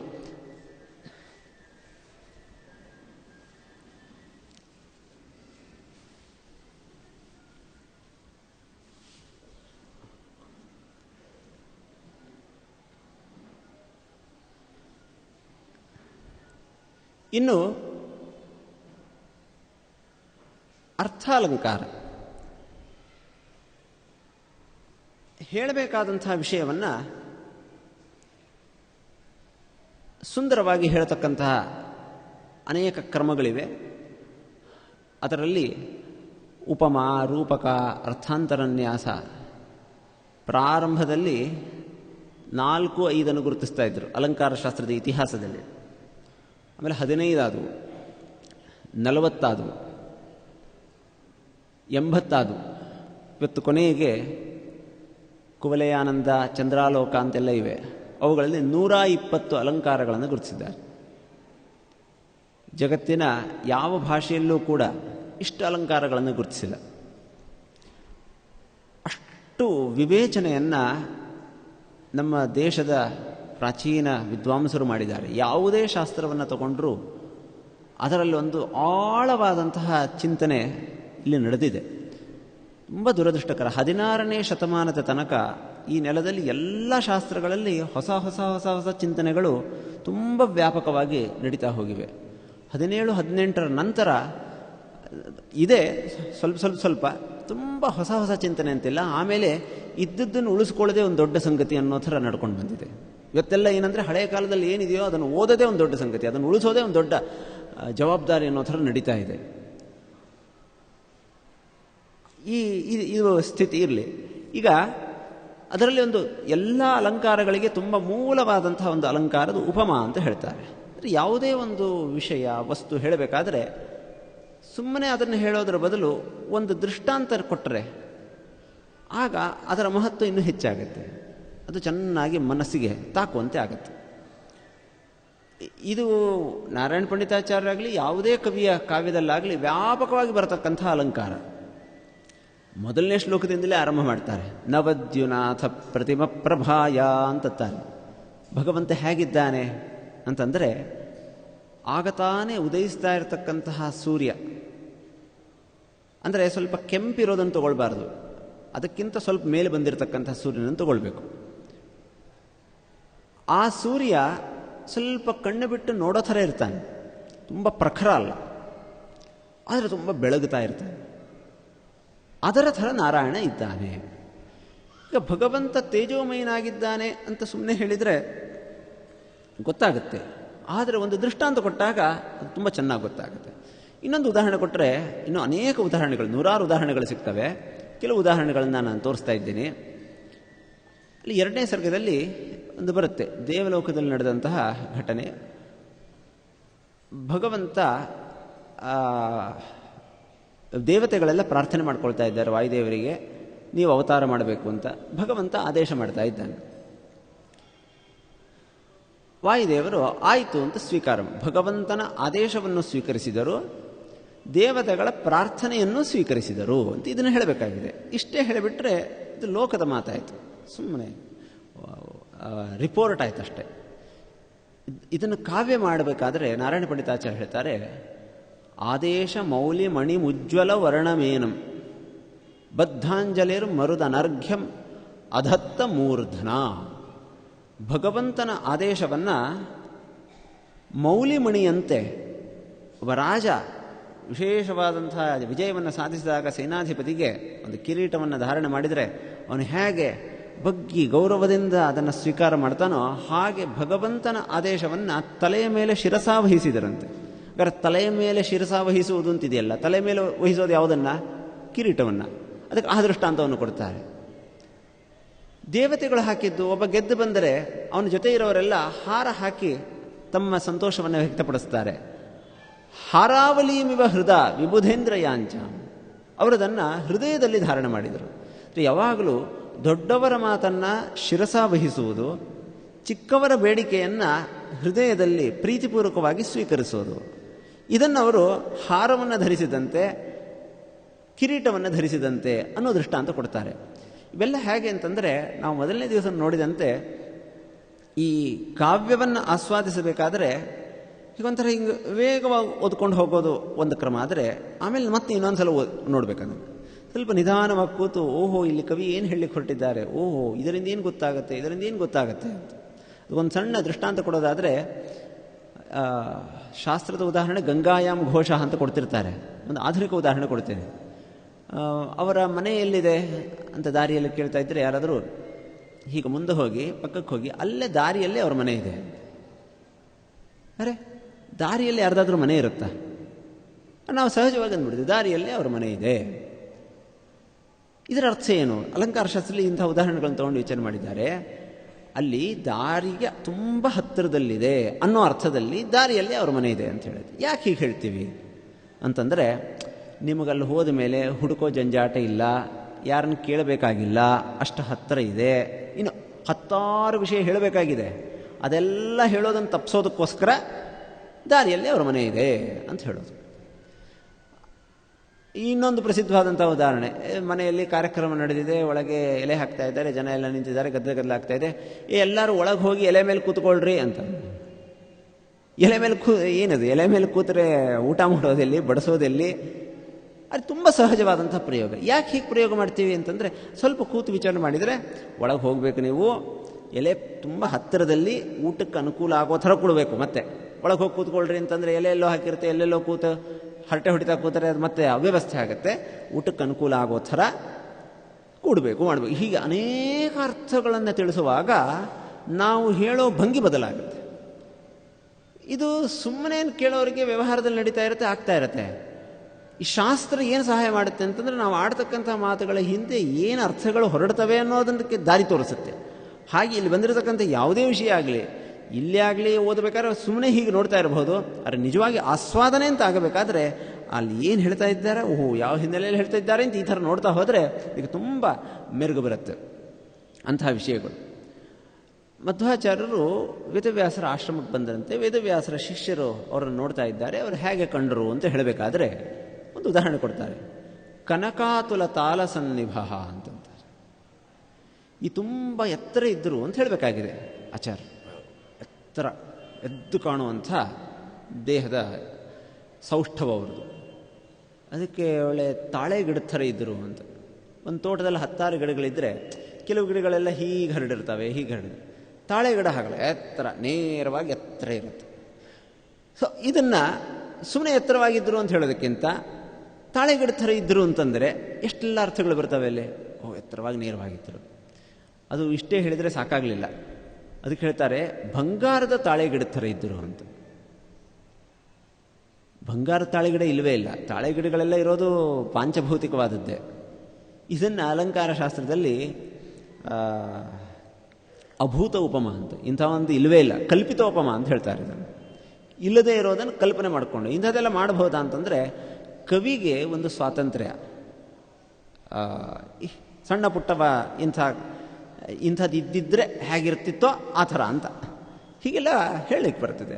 ಕನಕಾತುಲ ತಾಲ ಸನ್ನಿಭ ಅಂತ ಒಂದು ಕಡೆ ಅಂತಾರೆ. ಮಧ್ವಾಚಾರ್ಯರು ಅನೇಕ ಸಲ ಹೇಳ್ತಾರೆ ಒಂಥರ ಬಂಗಾರದ ಬಣ್ಣ ಅಂತ ಹೇಳ್ತಾರೆ. ಈ ಕಡೆ ಪೂರ್ಣ ಕೆಂಪಲ್ಲ, ಬಿಳಿ ಇಲ್ಲ, ಆ ಥರದ ಬಂಗಾರದ ಬಣ್ಣದವರು ಮಧ್ವಾಚಾರ್ಯರು. ವೇದವ್ಯಾಸರು ಕಪ್ಪು ಅನ್ನೋದು ಪ್ರಸಿದ್ಧ. ಕೃಷ್ಣ ಅಂತ ಅವರು ಇರೋದೇ ಕಪ್ಪು. ಅಲ್ಲಿ ಮಧ್ವಾಚಾರ್ಯ ಬಂದ ಕೂಡಲೇ ವೇದವ್ಯಾಸರಿಗೆ ನಮಸ್ಕಾರ ಮಾಡಿದರು. ಎದ್ದ ಮೇಲೆ ವೇದವ್ಯಾಸರು ಅವರನ್ನು ಹೀಗೆ ಆಲಿಂಗನ ಮಾಡಿಕೊಂಡ್ರಂತೆ. ಇಷ್ಟೇ ಹೇಳಿಬಿಟ್ರೆ ಇದು ನ್ಯೂಸ್ ರಿಪೋರ್ಟ್ ಆಗಿ ಹೋಗುತ್ತೆ, ಕಾವ್ಯಮಯವಾಗಿ ಹೇಳಬೇಕು. ಅದಕ್ಕೆ ಅವರಂದರು ಇದಕ್ಕೇನು ದೃಷ್ಟಾಂತ ಕೊಡಲಿ ಅಂತ ನಾರಾಯಣ ಪಂಡಿತಾಚಾರ್ಯರು. ಕಪ್ಪು ಹಳದಿ ಸೇರಿದ್ದು ಯಾವುದಿದೆ, ಏನು? ಕಪ್ಪು ಯಮುನೆ, ಕಪ್ಪು ಯಮುನಾ ನದಿ. ಆದರೆ ಅದರ ಜೊತೆಗೆ ಬಿಳಿ ಗಂಗೆ ಸೇರುತ್ತೆ. ಗಂಗೆಯ ಬಣ್ಣ ಬಿಳಿ. ಇವತ್ತಿಗೂ ಪ್ರಯಾಗಕ್ಕೆ ಹೋದರೆ ಸ್ಪಷ್ಟವಾಗಿ ಕಾಣುತ್ತೆ, ಒಂದು ಕಪ್ಪು ಒಂದು ಬಿಳಿ ಹೀಗೆ ಸೇರುತ್ತೆ. ಅದು ಸರಿಯಾಗೋದಿಲ್ಲ. ಮತ್ತು ಹಳದಿ ಯಾವುದಿದೆ? ಹಳದಿ ನದಿಗಳು ಯಾವುದು ನಾವು ಲೋಕದಲ್ಲಿ ನೋಡೇ ಇಲ್ಲ. ಭಾಗವತದಲ್ಲಿ ಪ್ರಸಿದ್ಧ ಇದೆ. ಜಾಂಬೂ ನದವಾರಿ, ಜಾಂಬೂ ಅಂತ ಒಂದು ನದಿ ಇದೆ. ಅದರ ತೀರದಲ್ಲೇ ಬಂಗಾರ ಎಲ್ಲ ಆಗೋದಂತೆ ದೇವತೆಗಳು ಅದನ್ನು ತಗೊಂಡು ಉಪಯೋಗಿಸ್ತಾ ಇರ್ತಾರಂತೆ. ಇದಕ್ಕೆ ಜಾಂಬೂನದ ಅಂತ ಬಂಗಾರಕ್ಕೆ ಹೆಸರು. ಅದು ಸ್ವಲ್ಪ ಹಳದಿ. ಅದಕ್ಕಂದರೂ ಅಕಸ್ಮಾತ್ ಯಮುನೆ ಮತ್ತು ಜಾಂಬೂನದ ಎರಡು ಸೇರಿದರೆ ಹೀಗಿರ್ಲಿಕ್ಕೆ ಸಾಧ್ಯ. ಹಾಗಿತ್ತು ವೇದವ್ಯಾಸರು ಮತ್ತು ಮಧ್ವಾಚಾರ್ಯರ ಸಮಾಗಮ. ಶ್ರೀಮದ್ ಆಚಾರ್ಯರು ಸಭೆಗಳಲ್ಲಿದ್ದಾಗ ಎಂಥೆಂಥವರು ಬರ್ತಾ ಇದ್ರು, ಏನೇನು ನಡೀತಾ ಇತ್ತು ಅನ್ನೋದನ್ನು ಬೇರೆ ಬೇರೆ ಬೇರೆ ಬೇರೆ ಸಂದರ್ಭದಲ್ಲಿ ನಾರಾಯಣ ಪಂಡಿತಾಚಾರ್ಯ ಚಿತ್ರಿಸಿದ್ದಾರೆ. ಒಂದು ಸಂದರ್ಭದಲ್ಲಿ ಹೇಳ್ತಾರೆ, ಅವತ್ತಿನ ಕಾಲ ಹೇಗಿರ್ತಿತ್ತು ಅಂತಂದರೆ, ಇಲ್ಲಿ ಉಲ್ಲೇಖ ಬರುತ್ತೆ, ಒಬ್ಬ ವ್ಯಕ್ತಿ ನಾನೊಂದು ಹೊಸದು ಹೇಳ್ತಾ ಇದ್ದೇನೆ ಅಂತಂದರೆ ಅದಕ್ಕೆ ಪರೀಕ್ಷೆ ಮಾಡಲಿಕ್ಕೆ ಬಂದು ಕೂತವರು ಏನು ಬೇಕಾದರೂ ಕೇಳಬಹುದು, ಅದಕ್ಕೆ ಉತ್ತರ ಕೊಡಬೇಕು. ಅದು ಹೇಗೆ ಅವರು ಎಂಥೆಂಥವ್ರು ಇರ್ತಿದ್ರು. ಸಾಂಗವೇದ ಚತುರ ಇತಿಹಾಸೆ ಶಿಕ್ಷಿತ ಸುಬಹವೋಪ್ಯತಿ ದೃಷ್ಟಾಹ. ಒಬ್ಬರು ಷಡಂಗ ಸಮೇತ ವೇದಗಳನ್ನು ಓದಿದವರು, 1-2 ಶಾಖೆಯನ್ನು ಓದಿ ಇಡೀ ವೇದ ಬಾಯಿಗಿರುತ್ತೆ. ಕಲ್ಪನೆ ಮಾಡಿಕೊಳ್ಳ್ರಿ, ಯಾವುದೋ ಯಜುರ್ವೇದದ ಯಾವುದೋ ಬ್ರಾಹ್ಮಣದ ಒಂದು ವಾಕ್ಯ ಕೇಳಿ ಇದರ ಅರ್ಥ ಏನು, ಇದಕ್ಕೆ ವೇದದ ಯಾವ ಅಂಗದಲ್ಲಿ ಏನು ಅರ್ಥ ಹೇಳಿದ್ದಾರೆ ಏನು, ಇದನ್ನೆಲ್ಲ ಕೇಳಿದರೆ ಇವತ್ತಿನ ಕಾಲದಲ್ಲಿ ಊಹೆ ಕೂಡ ಮಾಡ್ಕೊಳ್ಳಿಕ್ಕೆ ಸಾಧ್ಯ ಇಲ್ಲ. ರೆಫರ್ ಮಾಡಬೇಕು ಅಂತ ಅನ್ಬೇಕು, ಇಲ್ಲ ಕಂಪ್ಯೂಟರ್ ನಾನು ಸ್ವಲ್ಪ ಸರ್ಚ್ ಮಾಡಿ ಏನಾದರೂ ಹೇಳ್ತೀನಿ, ಟೈಮ್ ಬೇಕು ಅಂತ ಅನ್ಬಹುದೇ ಹೊರತು ಒಂದೊಂದು ಗ್ರಂಥದಲ್ಲಿ ಏನಾದರೂ ಮಾತಾಡಬಹುದು, ಒಂದೊಂದು ವಿಷಯದಲ್ಲಿ ಮಾತಾಡಬಹುದೇ ಹೊರತು ವೇದದ್ದೇ ಒಂದು ದೊಡ್ಡ ಪ್ರಪಂಚ, ಅದರಲ್ಲಿ ಏನು ಬೇಕಾದರೂ ಕೇಳೋರು, ಇಡೀ ಇತಿಹಾಸ ಪುರಾಣಗಳನ್ನು ಓದಿದವರು ಅದರ ಬಗ್ಗೆ ಕೇಳೋರು, ಇನ್ಯಾವುದೋ ಶಾಸ್ತ್ರ ಏನು ಬೇಕಾದರೂ ಎಲ್ಲರೂ ಕೂತು ಕೇಳೋವಂಥವ್ರು ಬರ್ತಿದ್ದಂತೆ. ಅದರ ಜೊತೆಗೆ ಕೆಲವರಿಗಂತೂ ಅತಿ ದೃಷ್ಟಾಹ, ಓದಿದಂತೆ ಒಂದು ಹಮ್ಮು ಸುರಾಗತ್ತೆ, ಯಾರು ನನ್ನನ್ನು ಮೀರಿಸುವರು ಅಂತ, ಅಂಥ ಬುದ್ಧಿಯಿಂದ ಬಂದು ಕೂತರಂತೂ ಏನು ಬೇಕಾದರೂ ಕೇಳ್ತಿರ್ತಾರೆ. ಇನ್ನು ಕೆಲವರು ಒಳ್ಳೆ ವಿದ್ವಾಂಸರಾಗಿರ್ತಾರೆ, ವಿನೀತರಾಗಿರ್ತಾರೆ, ಏನು ಹೊಸದು ತಿಳಿಯುತ್ತೆ ನಮಗೆ ಅಂತ ಕೂಡೋವಂಥವ್ರು ಇರ್ತಾರೆ. ಹೇಳ್ತಾರೆ, ವಿದ್ಯೋರುದ್ಯುತಿ ಧೀರ ತಾರಕ ತಿರಸ್ಕಾರೇ ಪತಂಗಾಯಿತೋ. ಸ್ವಲ್ಪ ಚೆನ್ನಾಗಿ ಓದಿಕೊಂಡು ಬಂದು ಕೂತಂಥವರಿಗೆ ಮಧ್ವಾಚಾರ್ಯರ ಮಾತು ಕೇಳ್ತಾ ಇದ್ದರೆ, ಅವರು ಬೇರೆ ಬೇರೆ ಕಡೆ ಅದನ್ನು ಉಲ್ಲೇಖ ಮಾಡ್ತಾ ಇದ್ದರೆ, ಓಹೋ ಇವರ ಎದುರಿಗೆ ನಾವು ಸಣ್ಣ ಹುಳು, ಇವರು ದೊಡ್ಡ ಸೂರ್ಯ ಹುಟ್ಟೋ ತನಕ ನಮಗೆ ಸಣ್ಣ ಸಣ್ಣ ದೀಪವೂ ಕೂಡ ಎಷ್ಟು ದೊಡ್ಡದು ಅಂತ ಕಾಣುತ್ತೆ, ಮನೆಯಲ್ಲಿ ಎಲ್ಲ ಕೆಲಸ ನಡೀತಾ ಇರುತ್ತೆ ಸಣ್ಣ ಸಣ್ಣ ದೀಪಗಳಿಂದ. ಒಂದು ಸಲ ಸೂರ್ಯ ಹುಟ್ಟಿದರೆ ಎಲ್ಲ ತಮ್ಮ ಕಾಂತಿಯನ್ನೇ ಕಳ್ಕೊಂಡು ಬಿಡ್ತವೆ. ಅವ್ರ ಎದುರಿಗೆ ಅವ್ರಿಗೆಲ್ಲ ನಾವು ಸಣ್ಣ ಖದ್ಯ ಅಥವಾ ಮಿಂಚು ಹುಳು ಅಂತ ಅನಿಸುತ್ತೆ. ಮಿಂಚು ಹುಳು ಅನ್ನೋ ಉದಾಹರಣೆ ನಮ್ಮ ಪ್ರಾಚೀನ ಸಾಹಿತ್ಯದಲ್ಲಿ ತುಂಬ ಬರುತ್ತೆ. ಇವತ್ತು ನಾವು ಮಿಂಚು ಹುಳುಗಳನ್ನೇ ನೋಡೋದಿಲ್ಲ, ಒಂದೊಂದ್ಸಲ ನೋಡಬೇಕು. ಅವು ಹೇಗಿರ್ತವೆ ಅಂತಂದರೆ, ಅದು ಬಿಟ್ಟರೆ ಮತ್ತೇನೂ ಕಾಣ್ತಾ ಇರೋದಿಲ್ಲ. ಮಿಂಚು ಹುಳು ಬೇರೆ ದೀಪಗಳಾದ ಸ್ವಲ್ಪ ಆದರೂ ಅಡ್ಡಿಲ್ಲ, ಸ್ವಲ್ಪ ಆದರೂ ಸುತ್ತು ಬೆಳಕು ಕೊಡುತ್ತೆ. ಮಿಂಚು ಹುಳು ಆಕಾಶದಲ್ಲಿ ಹಿಂಗೆ ಅಲ್ಲಲ್ಲಿ ಮಿಂಚು ಕಾಣ್ತಾ ಇರುತ್ತೆ ಕಾಡುಗಳಲ್ಲಿ, ಅದಷ್ಟೇ, ಬೇರೆ ಯಾವ ಬೆಳಕು ಇಲ್ಲ. ಮಧ್ವಾಚಾರ್ಯ ಎದುರಿಗೆ ಅವರಿಗೆ ನಾವು ತಿಳ್ಕೊಂಡಿದ್ದು ಇಷ್ಟು ಕಡಿಮೆ ಅಂತ ಅನಿಸ್ತಾ ಇತ್ತಂತೆ. ಯಾರಾದರೂ ಹೀಗೆ ಬಂದು ಇವರನ್ನು ಸೋಲಿಸಿಬಿಡಬೇಕು, ನಾನು ಇವರೆದುರಿಗೆ ವಿಜೃಂಭಿಸಬೇಕು ಅಂತ ಬಂದು ಕೂತವನಿದ್ದರೆ, ದುರ್ವಾದೀಭ ಕುತರ್ಕ ಕುಂಭದಲನೆ ಸಿಂಹ ಪ್ರಬರಹಾಯಿತ. ಶ್ರೀಮದಾಚಾರ್ಯ ಎಲ್ಲರ ಜೊತೆ ಒಂದೇ ಥರ ವರ್ತಿಸ್ತಿರಲಿಲ್ಲ ಅಂತೆ. ಯಾರಾದರೂ ಮಧ್ಯದಲ್ಲಿ ಪ್ರಶ್ನೆ ಕೇಳಿದರೆ ನೋಡ್ತಿದ್ದರಂತೆ ಅವರು, ಯಾವ ದೃಷ್ಟಿಯಿಂದ ಇವನು ಪ್ರಶ್ನೆ ಮಾಡ್ತಿದ್ದಾನೆ ಅಂತ. ಅವನು ನಿಜವಾದ ಜಿಜ್ಞಾಸೆಯಿಂದ ಮಾತಾಡ್ತಾ ಇದ್ದರೆ ಅದನ್ನು ಇನ್ನೊಂದು ಕಡೆ ಹೇಳ್ತಾರೆ, ಧನಮಿವ ಸಧನಾಯೇ ಭ್ಯೋರ್ಕ ಸೋನು ಪ್ರಸನ್ನ. ಅಲ್ಲಿ ಮತ್ತು ಉಪಮಾನೆ, ಕರ್ಣ ದಾನ ಕೊಡ್ತಿದ್ನಲ್ಲ ನಿತ್ಯ ಬಂದವರಿಗೆ, ಅವ್ರಿಗೇನು ಬೇಕೋ ಹಾಗೆ ಅವನು ಜಿಜ್ಞಾಸೆಯಿಂದ ಒಂದು ಪ್ರಶ್ನೆ ಮಾಡಿದರೆ ಅವನು ಯಾವ ಅಭಿಪ್ರಾಯದಿಂದ ಕೇಳ್ತಾ ಇದ್ದಾನೆ, ನೆಕ್ಸ್ಟ್ ಅವನದು ಏನು ಪ್ರಶ್ನೆ ಬರಬಹುದು, ಅದಕ್ಕೇನು ಏನು ಎಲ್ಲ ನೋಡಿಬಿಟ್ಟು ಉತ್ತರ ಕೊಡ್ತಿದ್ದರಂತೆ. ಅದೇ ಕುಹಕದಿಂದ ಪ್ರಶ್ನೆ ಮಾಡ್ತಾ ಇದ್ದರೆ ಅರ್ಜುನ ಶತ್ರುಗಳ ಮೇಲೆ ಬಾಣ ಬಿಟ್ಟ ಹಾಗೆ, ನೋಡ್ಲಿಕ್ಕೆ ಒಂದು ಬಾಣ ಅದು 4, 10, 100 ಬಾಣ ಆಗ್ತಾ ಇತ್ತು ಮುಂದೆ ಹೋಗಿ. ಆ ಥರ ಹೌದು ಅದನ್ನು ಕೇಳ್ತಾರಲ್ಲ, ಅದಕ್ಕೇನು ಉತ್ತರ ಕೊಡ್ತೀರಿ, ಇದಕ್ಕೇನು ಕೊಡ್ತೀರಿ, ಇದಕ್ಕೆ ಹೀಗೆ ಅದು ಹಾಗೆ, ಬಾಯಿ ಮುಚ್ಚಿಬಿಟ್ಟಿರಬೇಕು. ಹಾಗೆ ಶ್ರೀಮದಾಚಾರ್ಯರು ಅರ್ಜುನನಂತೆ, ಕರ್ಣನಂತೆ, ಸಿಂಹ ಆನೆಗಳ ಮೇಲೆ ಎರಗಿ ಅದರ ಗಂಡಸ್ಥಳವನ್ನು ಭೇದಿಸುವಂತೆ ಅವರ ಜೊತೆಗೆ ವ್ಯವಹಾರ ಮಾಡ್ತಾ ಇದ್ದರು. ಇದಲ್ಲದೆ ಸಭೆಗಳಿಗೆ ಬರುವಂಥ ಜನ ಒಂದು ಗುಂಪಿರ್ತಿತ್ತು. ಎಷ್ಟು ಸುಂದರವಾಗಿ ನಾರಾಯಣ ಪಂಡಿತ ಚಿತ್ರಿಸ್ತಾರೆ ಅಂತಂದರೆ, ಪ್ರಯಾಣಕ್ಕೆ ಹೋಗಬೇಕಾದ್ರೆ ಹಳೆ ಕಾಲದಲ್ಲಿ ಮುಂದಿನೂರಿಗೆ ಯಾರು ಬರ್ತಿದ್ದಾರೆ ಅನ್ನೋದನ್ನು ಆ ಊರಿನಿಂದ ಬರುವಂಥವ್ರು ಒಂದು ಸ್ಪ್ರೆಡ್ ಮಾಡಿಬಿಡು. ಒಬ್ಬರು ಹೊಸ ಸ್ವಾಮಿ ಬರ್ತಾ ಇದ್ದಾರೆ, ಏನು ಅದ್ಭುತವಾಗಿದ್ದಾರೆ ಗೊತ್ತಾ. ಹಾಗೆ ತೀರ ಸಾಮಾನ್ಯ ಜನ ಬರೋರಂತೆ. ಸಭೆಯಲ್ಲಿ ಕೂತವ್ರವರಿಗೆ ಅವ್ರಿಗೆ ವೇದ ಗೊತ್ತಿಲ್ಲ, ವೇದಾಂಗ ಗೊತ್ತಿಲ್ಲ, ಅದೆಲ್ಲ ಅವ್ರು ನೋಡ್ತಾ ಕೂತು ಬಿಡೋರು, ಕಣ್ಣರಳಿಸಿ ಹೇಗಿದ್ದಾರೆ ಇವರು, ಏನು ವೈಭವ, ಏನು ಆ ಸಂಭ್ರಮದಲ್ಲಿರೋರು. ಅವರಿಗೆ ಲೋಲಾಲೋಲಕ ಲೋಕದೃಕ್ ಕುಮುದಿನಿ ಸಂಹ್ಲಾದನೆ ಅಬ್ಜಾಯಿತಃ. ಈ ಹಗಲು ಹೊತ್ತೆಲ್ಲ ಮುದುಡಿಕೊಂಡಿರುವಂಥ ಒಂದು ಹೂ, ಕುಮುದ, ಕೆನ್ನೈದಿಲೆ, ಚಂದ್ರ ಹುಟ್ಟುತ್ತಿದ್ದಾಗೆ ಅರಳುತ್ತಂತೆ. ಹಾಗೆ ಅಂಥವರ ಕಣ್ಣುಗಳಿಗೆ ಇವರು ಚಂದ್ರನಂತೆ. ಅವರ ಮನಸ್ಸು, ಕಣ್ಣು ಎಲ್ಲ ಪ್ರಫುಲ್ಲವಾಗಿ ನೋಡ್ತಾ ಇರ್ತಿದ್ರು. ಏಕಕಾಲದಲ್ಲಿ ಮಧ್ವಾಚಾರ್ಯರು ಬೇರೆ ಬೇರೆ ಜನರ ಜೊತೆಗೆ ಹೇಗೆ ವರ್ತಿಸ್ತಾ ಇದ್ರು ಅನ್ನೋದನ್ನು ಈ ಉಪಮ ನಾನಾ ದೃಷ್ಟಾಂತಗಳನ್ನು ಕೊಟ್ಟಾಗ ಅದು ಅನೇಕ ಅರ್ಥಗಳನ್ನು ತಿಳ್ಕೊಳ್ಳುತ್ತೆ. ಚಂದ್ರಕ್ಕೂ ಕೆನ್ನೈದಿಲೆಗೂ ಎಷ್ಟು ಗಾಢವಾದಂಥ ಸಂಬಂಧ. ಹಾಗೆ ಅವರ ಜೊತೆಗೆ ಕುತೂಹಲದಿಂದ ಭಕ್ತಿಯಿಂದ ಬರ್ತಕ್ಕಂಥವ್ರ ಜೊತೆಗೆ ಶ್ರೀಮದಾಚಾರ್ಯ ಹೇಗೆ ಇರ್ತಿದ್ರು ಅಂತ. ಅವರು ವಾಸುದೇವ ಆಗಿದ್ದಾಗ ಒಂದು ಸಲ ಮನೆಯಿಂದ ತಪ್ಪಿಸ್ಕೊಂಡ್ಬಿಟ್ಟಿದ್ರು, ಎತ್ತಿನ ಬಾಲ ಹಿಡ್ಕೊಂಡು ಹೋಗ್ಬಿಟ್ಟಿದ್ರು. ಬೆಳಿಗ್ಗೆ ಹೋದವರು ಸಾಯಂಕಾಲ ತನಕ ಸಿಕ್ಕಿಲ್ಲ. ಪರಿಸ್ಥಿತಿ ಹೇಗಿರಬೇಕು ಮನೆಯಲ್ಲಿ? ಅವರ ತಂದೆ ಎಷ್ಟು ವರ್ಷ, 12 ವರ್ಷ ತಪಸ್ಸು ಮಾಡಿ ಪಡೆದಂತಹ ಮಗ, ಎಷ್ಟು ಅವನ ಮೇಲೆ ಕಕ್ಕಲಾತಿ ಇರುತ್ತೆ. ಕಳೆದು ಹೋಗಿದ್ದಾನೆ ಅಂತಂದಾಗ ಎಷ್ಟು ಚಿಂತೆ, ಏನು ಕಥೆ. ಸಾಯಂಕಾಲ ಮಗ ಬಂದ. ಅವರ ಮನಸ್ಥಿತಿ ಹೇಗಿರಬೇಕು ಅದನ್ನು ವರ್ಣನೆ ಮಾಡಬೇಕಲ್ಲ, ಅದನ್ನು ಹೇಳಬೇಕಲ್ಲ. ಹೇಗಿತ್ತು ಅವರ ಮನಸ್ಥಿತಿ? ಭಾಳ ಸಂತೋಷ ಆಯಿತು. ಇದು ಒಂದು ಥರ ಹೇಳೋ ಕ್ರಮ. ನಾರಾಯಣ ಪಂಡಿತಾಚಾರ್ಯ ಹೇಳ್ತಾರೆ, ಚಿಂತಾಮಣೀಂದ್ರಮಿವ ಚಿಂತಿತದಂ ದರಿದ್ರ. ದರಿದ್ರ ಏನೂ ಇಲ್ಲ, ಸ್ವಲ್ಪ ದುಡ್ಡು ಸಿಕ್ಕರೆ ಸಂತೋಷ ಆಗ್ತಾ ಇರತ್ತೆ. ಅಂಥವನಿಗೆ ಚಿಂತಾಮಣಿಯೇ ಸಿಕ್ಬಿಟ್ರೆ, ಅಂದರೆ ಮಧ್ಯಗೇಹ ಭಟ್ಟರಿಗೆ ಮಗ ಯಾವ ಸ್ಥಿತಿಯಲ್ಲಿದ್ದಾನೋ, ಹೇಗಿದ್ದಾನೋ ಏನೋ, ಜೀವಂತವಾಗಿ ಸಿಕ್ಕರೆ ಸಾಕು ಅಂತನ್ನೋರಿಗೆ ಆ ಆಕಳ ಜೊತೆ ಹೋಗಿ ಆರಾಮಾಗಿ ತಿರುಗಿ ಬಂದಿದ್ದಾನೆ ಅಂತಂದರೆ ಇಲ್ಲಿ ತುಂಬ ಪ್ಲಸ್ಗಳು. ಮಗ ಸಿಕ್ಕ, ಅವನು ಆಕಳ ಜೊತೆ ಹೋಗಿದ್ದಾನೆ ಅಂತ ಯಾರಿಗೆ ಹೆದರ್ತಾ ಇಲ್ಲ, ಇಂತಿಂಥ ಗುಣಗಳಿವೆ, ಸಿಕ್ಕಾಪಟ್ಟೆ ಸಿಕ್ಕಾಗಾಯ್ತು. ವಿಜ್ಞಾನ ಮಾರ್ಗಮಿವ ವಿಷ್ಣು ಪರಂ ಮುಮುಕ್ಷು. ಒಬ್ಬನಿಗೆ ಅಧ್ಯಾತ್ಮದಲ್ಲಿ ತುಂಬ ಜಿಜ್ಞಾಸೆ, ಯಾವುದು ಮೋಕ್ಷದ ದಾರಿ, ಗೊಂದಲದಲ್ಲಿದ್ದಾನೆ, ಹಾಗಿದ್ದಾನೆ ಹೀಗಿದ್ದಾನೆ. ಒಬ್ಬ ಒಳ್ಳೆ ಗುರುಗಳು ಸಿಕ್ಕು, ನೋಡು ಇದು ದಾರಿ, ವೇದಶಾಸ್ತ್ರಗಳ ಸಾರ ಇದು, ತದ್ವಿಷ್ಣೋ ಪರಮಂ ಪದಂ. ಎಲ್ಲರೂ ಹೋಗಿ ಸೇರಬೇಕಾಗಿರೋದು ಪರಮ ಪದ, ಅದು ವಿಷ್ಣು ಪದ, ಅದರ ದಾರಿ ಇದು ಅಂತೆಲ್ಲ ತೋರಿಸಿಕೊಟ್ಬಿಟ್ರೆ ಅವನಿಗೆ ಎಷ್ಟು ಸಂತೋಷ ಆಗುತ್ತೆ ಹಾಗೆ ಅಂತ.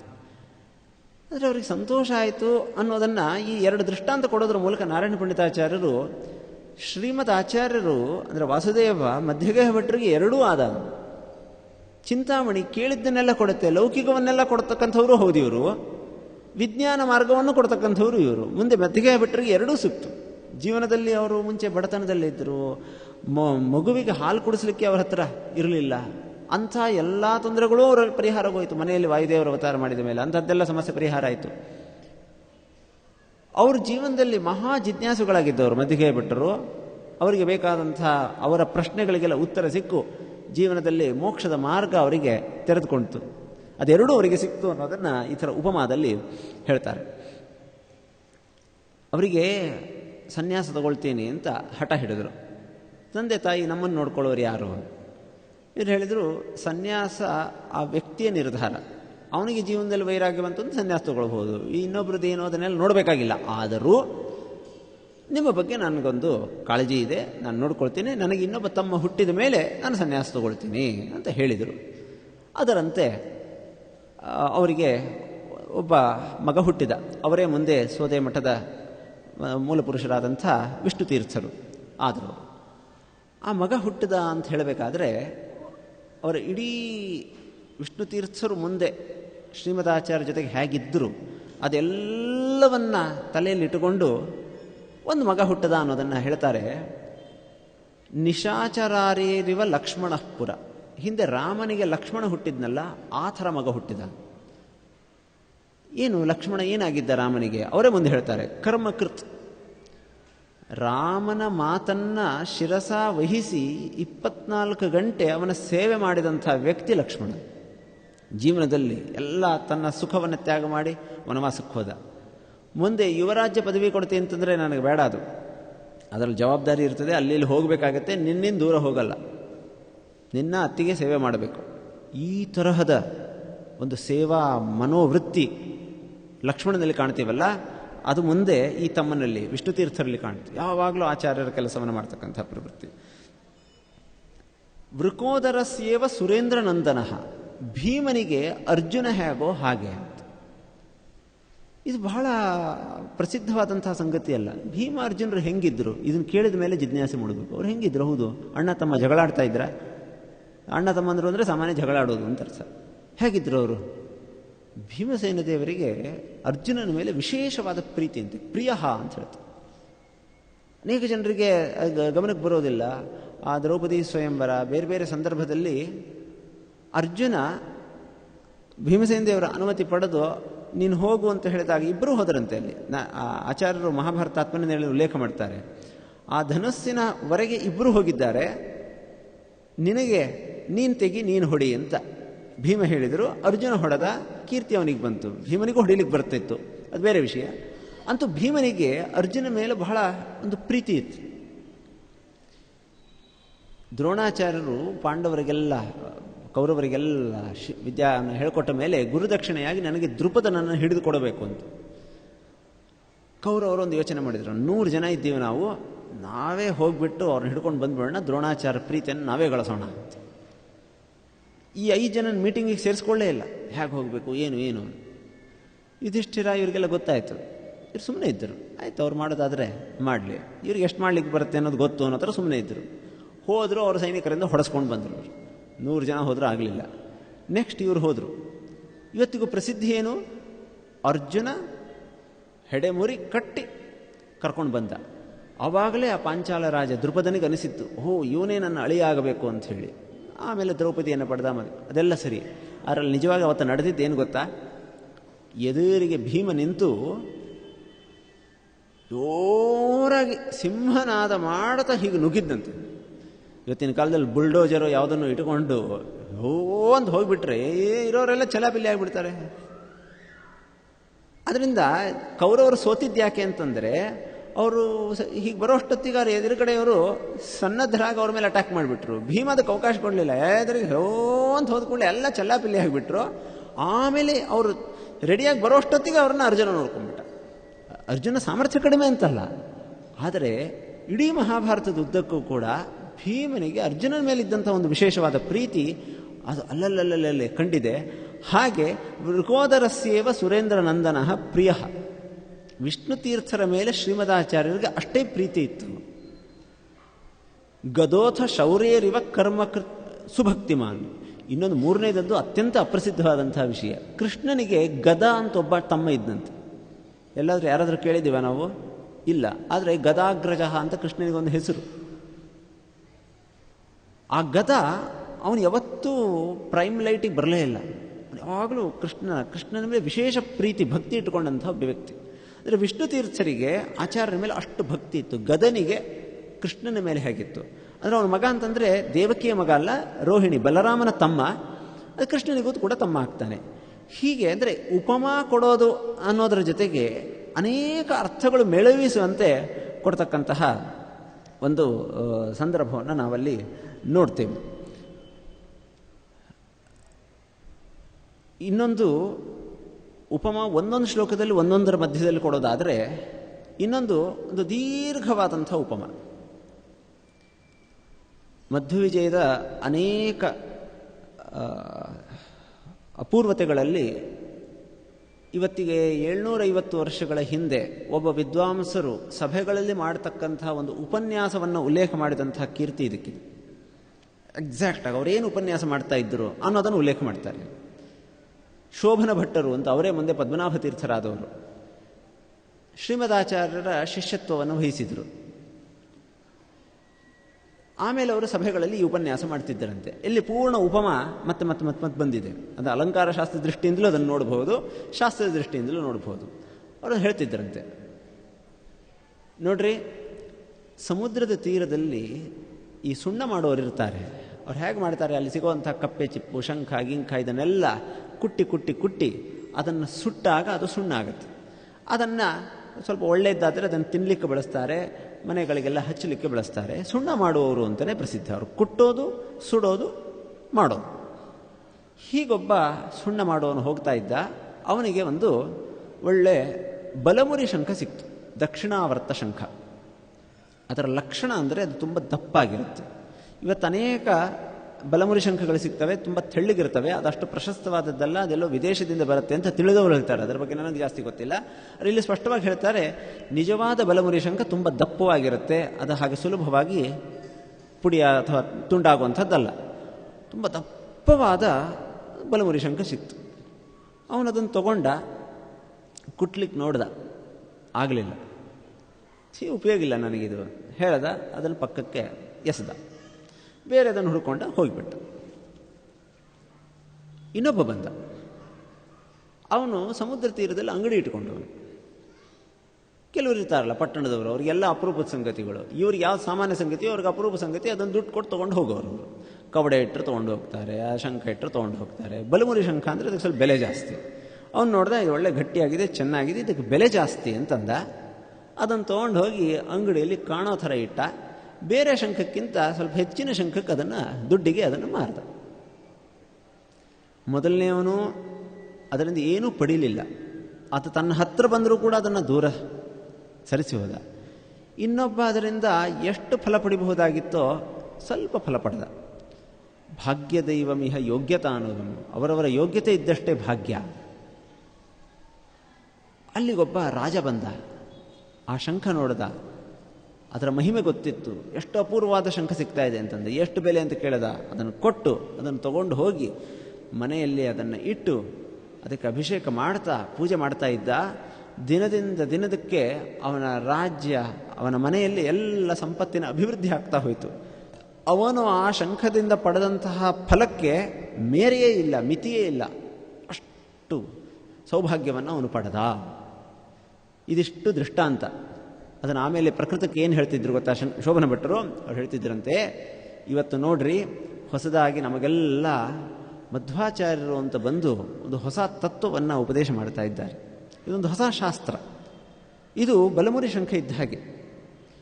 ಇದರನ್ನು ನಾವು ಈ 3 ಜನರಲ್ಲಿ ಯಾರ ಥರ ಆಗಬೇಕು ಕೇಳ್ತಿದ್ದರಂತೆ. ಇವತ್ತು ಏನು ಹೇಳುತ್ತೆ ಇದು? ಹೊಸ ವಿಷಯ ಏನಿದೆ? ಹಳೆಯದಕ್ಕೆ ಏನು ಉತ್ತರ ಕೊಡ್ತಾ ಇದೆ? ಏನು ವೈಶಿಷ್ಟ್ಯ ಇದೆ ಇದರಲ್ಲಿ? ಇದನ್ನೆಲ್ಲ ನಾವು ಹೇಳಲಿಕ್ಕೆ ನಾನು ಸಿದ್ಧ ಇದ್ದೇನೆ. ಆ ಮಧ್ವಾಚಾರ್ಯ ಶಿಷ್ಯರು ಅನೇಕ ಜನ ಇದ್ದಾರೆ. ಇದೆಲ್ಲ ಇರಬೇಕಾದ್ರೂ ಅಯ್ಯೋ ಬೇಡ ನಮಗಿದೇನು, ಇರಬೇಕಾದ ಜನ ಏನು ಹೇಳ್ತಾರೆ, ಏನೋ ಒಂದು ಆದ್ರೆ ಆಯಿತು, ನಮ್ಮ ನಿತ್ಯ ಜೀವನದ್ದೇ ದೊಡ್ಡ ಕೆಲಸ, ಯಾವುದೋ ಒಂದು ಪೂಜೆ ಮಾಡಿದೆ ಏನೋ, ಹೀಗೆ ಅದನ್ನು ಉಪೇಕ್ಷೆ ಮಾಡಿಬಿಟ್ರೆ ನೀವು ಮೊದಲನೇ ಕೆಟಗರಿಗೆ ಸೇರ್ತೀರಿ. ಇನ್ನು ಕೆಲವರು ಇರ್ತಾರೆ, ಇದು ಹೊಸದ ವಿಷಯ ಏನು ಸಿಗುತ್ತೆ ಅಂತ ತಗೊಳ್ತಾರೆ. ಯಾಕೆ ಅಂತಾರೆ? ಮಾರ್ಕೆಟಿಗೋಸ್ಕರ. ಏನು ಹೊಸ ವಿಷಯ ಸಿಕ್ತು, ಇವತ್ತೇನು ಹೊಸ ವಿಷಯ ಉಪನ್ಯಾಸ ಮಾಡಲಿ, ಎಲ್ಲಿ ಸಂಭಾವನೆ ಜಾಸ್ತಿ ಸಿಗುತ್ತೆ, ಏನು ಸಿಗುತ್ತೆ, ಎಲ್ಲವನ್ನ ದುಡ್ಡು ಬೇರೆ ಲಾಭದ ದೃಷ್ಟಿಯಿಂದ ನೋಡ್ತಕ್ಕಂಥವ್ರು. ಆ ಥರ ನೋಡಿದರೂ ಉಪಯೋಗ ಇಲ್ಲ, ಶೋಭನ ಭಟ್ರು ಹೇಳ್ತಾ ಇದ್ದಾರೆ. ಆದರೆ ನಮಗೆ ಜೀವನದಲ್ಲಿ ಲಾಭ ಆಗಬಹುದೇ ಹೊರತು ಶಾಶ್ವತವಾದಂಥ ಲಾಭ ಅಲ್ಲ. ಆದರೆ 3ನೇ ವ್ಯಕ್ತಿಯ ಥರ ಅದರ ಮಹತ್ವವನ್ನು ಅರಿತು ಅದನ್ನು ಹೃದಯದಲ್ಲಿಟ್ಟು ಪೂಜೆ ಮಾಡಿದರೆ, ಈ ಮಧ್ವಶಾಸ್ತ್ರ ಅಂಥದ್ದು, ಇದನ್ನು ಪೂಜಿಸಿದರೆ ಇದು 100 ಕಾಲದಲ್ಲಿ ನಮಗೆ ದೊಡ್ಡ ಲಾಭವನ್ನು ತಂದು ಕೊಡ್ತಕ್ಕಂತಹ ಸಂಗತಿಯಾಗತ್ತೆ ಅಂತ. ಅಂದರೆ ಇದರಲ್ಲಿ ಅನೇಕ ಅಂಶಗಳಿವೆ. ಒಂದು, ಒಬ್ಬರು ವಿದ್ವಾಂಸರು ಮಾಡಿರತಕ್ಕಂಥ ಉಪನ್ಯಾಸವನ್ನು ದಾಖಲು ಮಾಡಿದ್ದಾರೆ.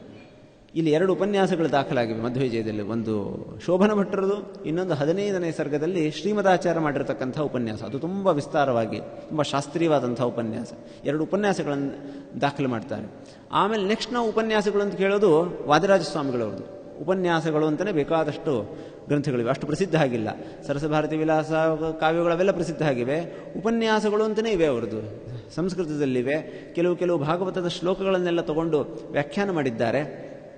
ಹಯವದನ ಪುರಾಣಿಕರು ಲಕ್ಷ್ಮೀ ಶೋಭನ ಪಥದಲ್ಲಿ ಅನೇಕ ವಿಷಯಗಳನ್ನು ಬರೆದಿದ್ದು ನಾವು ಬಹಳ ಜಿಜ್ಞಾಸೆ, ಇದು ಎಲ್ಲಿಯ ವಿಷಯಗಳು ಆಚಾರ್ಯರೇ, ನೀವು ಹೇಗೆ ಬರಿತೀರಿ, ಏನು ಆಧಾರ ಅಂತಂದರೆ ಅವ್ರು ಹೇಳಿದ್ರು, ಇದೆಲ್ಲ ವಾದರಾಜ ಸ್ವಾಮಿಗಳವರೇ ತಾವು ಬರೆದಂಥ ವಿಷಯವನ್ನು ತಾವೇ ಇನ್ನೊಂದು ಕಡೆ ವ್ಯಾಖ್ಯಾನ ಮಾಡಿದ್ದಾರೆ ಅಂತ. ಹೀಗೆ ಇಬ್ಬರಲ್ಲಿ ನಾವು ನೋಡ್ತೇವೆ. ಮಧ್ವವಿಜಯದಲ್ಲಿ 2 ಉಪನ್ಯಾಸ. ಆ ಉಪನ್ಯಾಸ ದಾಖಲೆ ಜೊತೆಗೆ ಅಲ್ಲಿ ಅಲಂಕಾರ ಶಾಸ್ತ್ರ ದೃಷ್ಟಿಯಿಂದ ಸುಂದರವಂತಹ ಮಾಲೋಪಮ ಅಂತ ಕರೀತಾರೆ. ಒಂದು ಉಪಮ ಅಲ್ಲ, ಇಲ್ಲಿ 2-3 ಉಪಮಾಗಳು. ಅಂದರೆ ಇಡೀ ಗಮನಿಸಬೇಕಾದಂತಹ ಸಂಗತಿ ಏನು ಅಂತಂದರೆ, ಹೇಳಬೇಕಾದಂತಹ ವಿಷಯವನ್ನು ಉಪಮಾಲಂಕಾರದ ಮೂಲಕ ಹೇಳಿದಾಗ ಅದರಲ್ಲಿ ಅನೇಕ ಅರ್ಥಗಳು ಹೊರಡ್ತಾ ಇರ್ತವೆ. ಹೀಗೆ ರೂಪಕ, ಇದು ಒಂದು ಅಲಂಕಾರ. ಮಧ್ವವಿಜಯದಲ್ಲಿ ಸುಮಾರು ನಮಗೆ ಒಂದು 40 ಅಲಂಕಾರಗಳು ಸೇರಿವೆ. ಉಪಮಾನೇ ಪ್ರಶಸ್ತವಾದದ್ದು. ರೂಪಕ, ಅತಿಶಯೋಕ್ತಿ, ಅರ್ಥಾಂತರನ್ಯಾಸ ಅಂತ ಒಂದು ಬಹಳ ಸುಂದರವಾದಂತಹ ಅಲಂಕಾರ ಇದೆ. ಸ್ವಭಾವೋಕ್ತಿ ಅಲಂಕಾರವಂತೂ ಉದ್ದಕ್ಕೂ ಮೇಳವಿಸಿದೆ. ಅದರ ಕೆಲವು ವಿಷಯಗಳನ್ನೆಲ್ಲ ನಾಳೆ ದಿವಸ ನೋಡ್ತಾ, ಇನ್ನೂ ಅಲಂಕಾರ ಶಾಸ್ತ್ರದ ದೃಷ್ಟಿಯ ಅನೇಕ ಅಂಶಗಳಿವೆ. ನಾಳೆ ನಾಡಿದು ಅವುಗಳನ್ನು ಯಥಾಶಕ್ತಿ ನೋಡೋಣ ಅಂತ ಹೇಳ್ತಾ ಇವತ್ತಿನ ಪ್ರವಚನವನ್ನು ಶ್ರೀಕೃಷ್ಣ ಅರ್ಪಣಿಸ್ತು. ಮತೀಂದ್ರಿಯ ಪ್ರೇರಕೇಣ ಯಾ ಪೂಜಾ ಸಸ್ಯಕಾರಿತಾ ವಾಗ್ಯಜ್ಞರೂಪ ಲಕ್ಷ್ಮೀಶಃ ತಯಾ ಪ್ರಣಾತು ಕೇಶವ.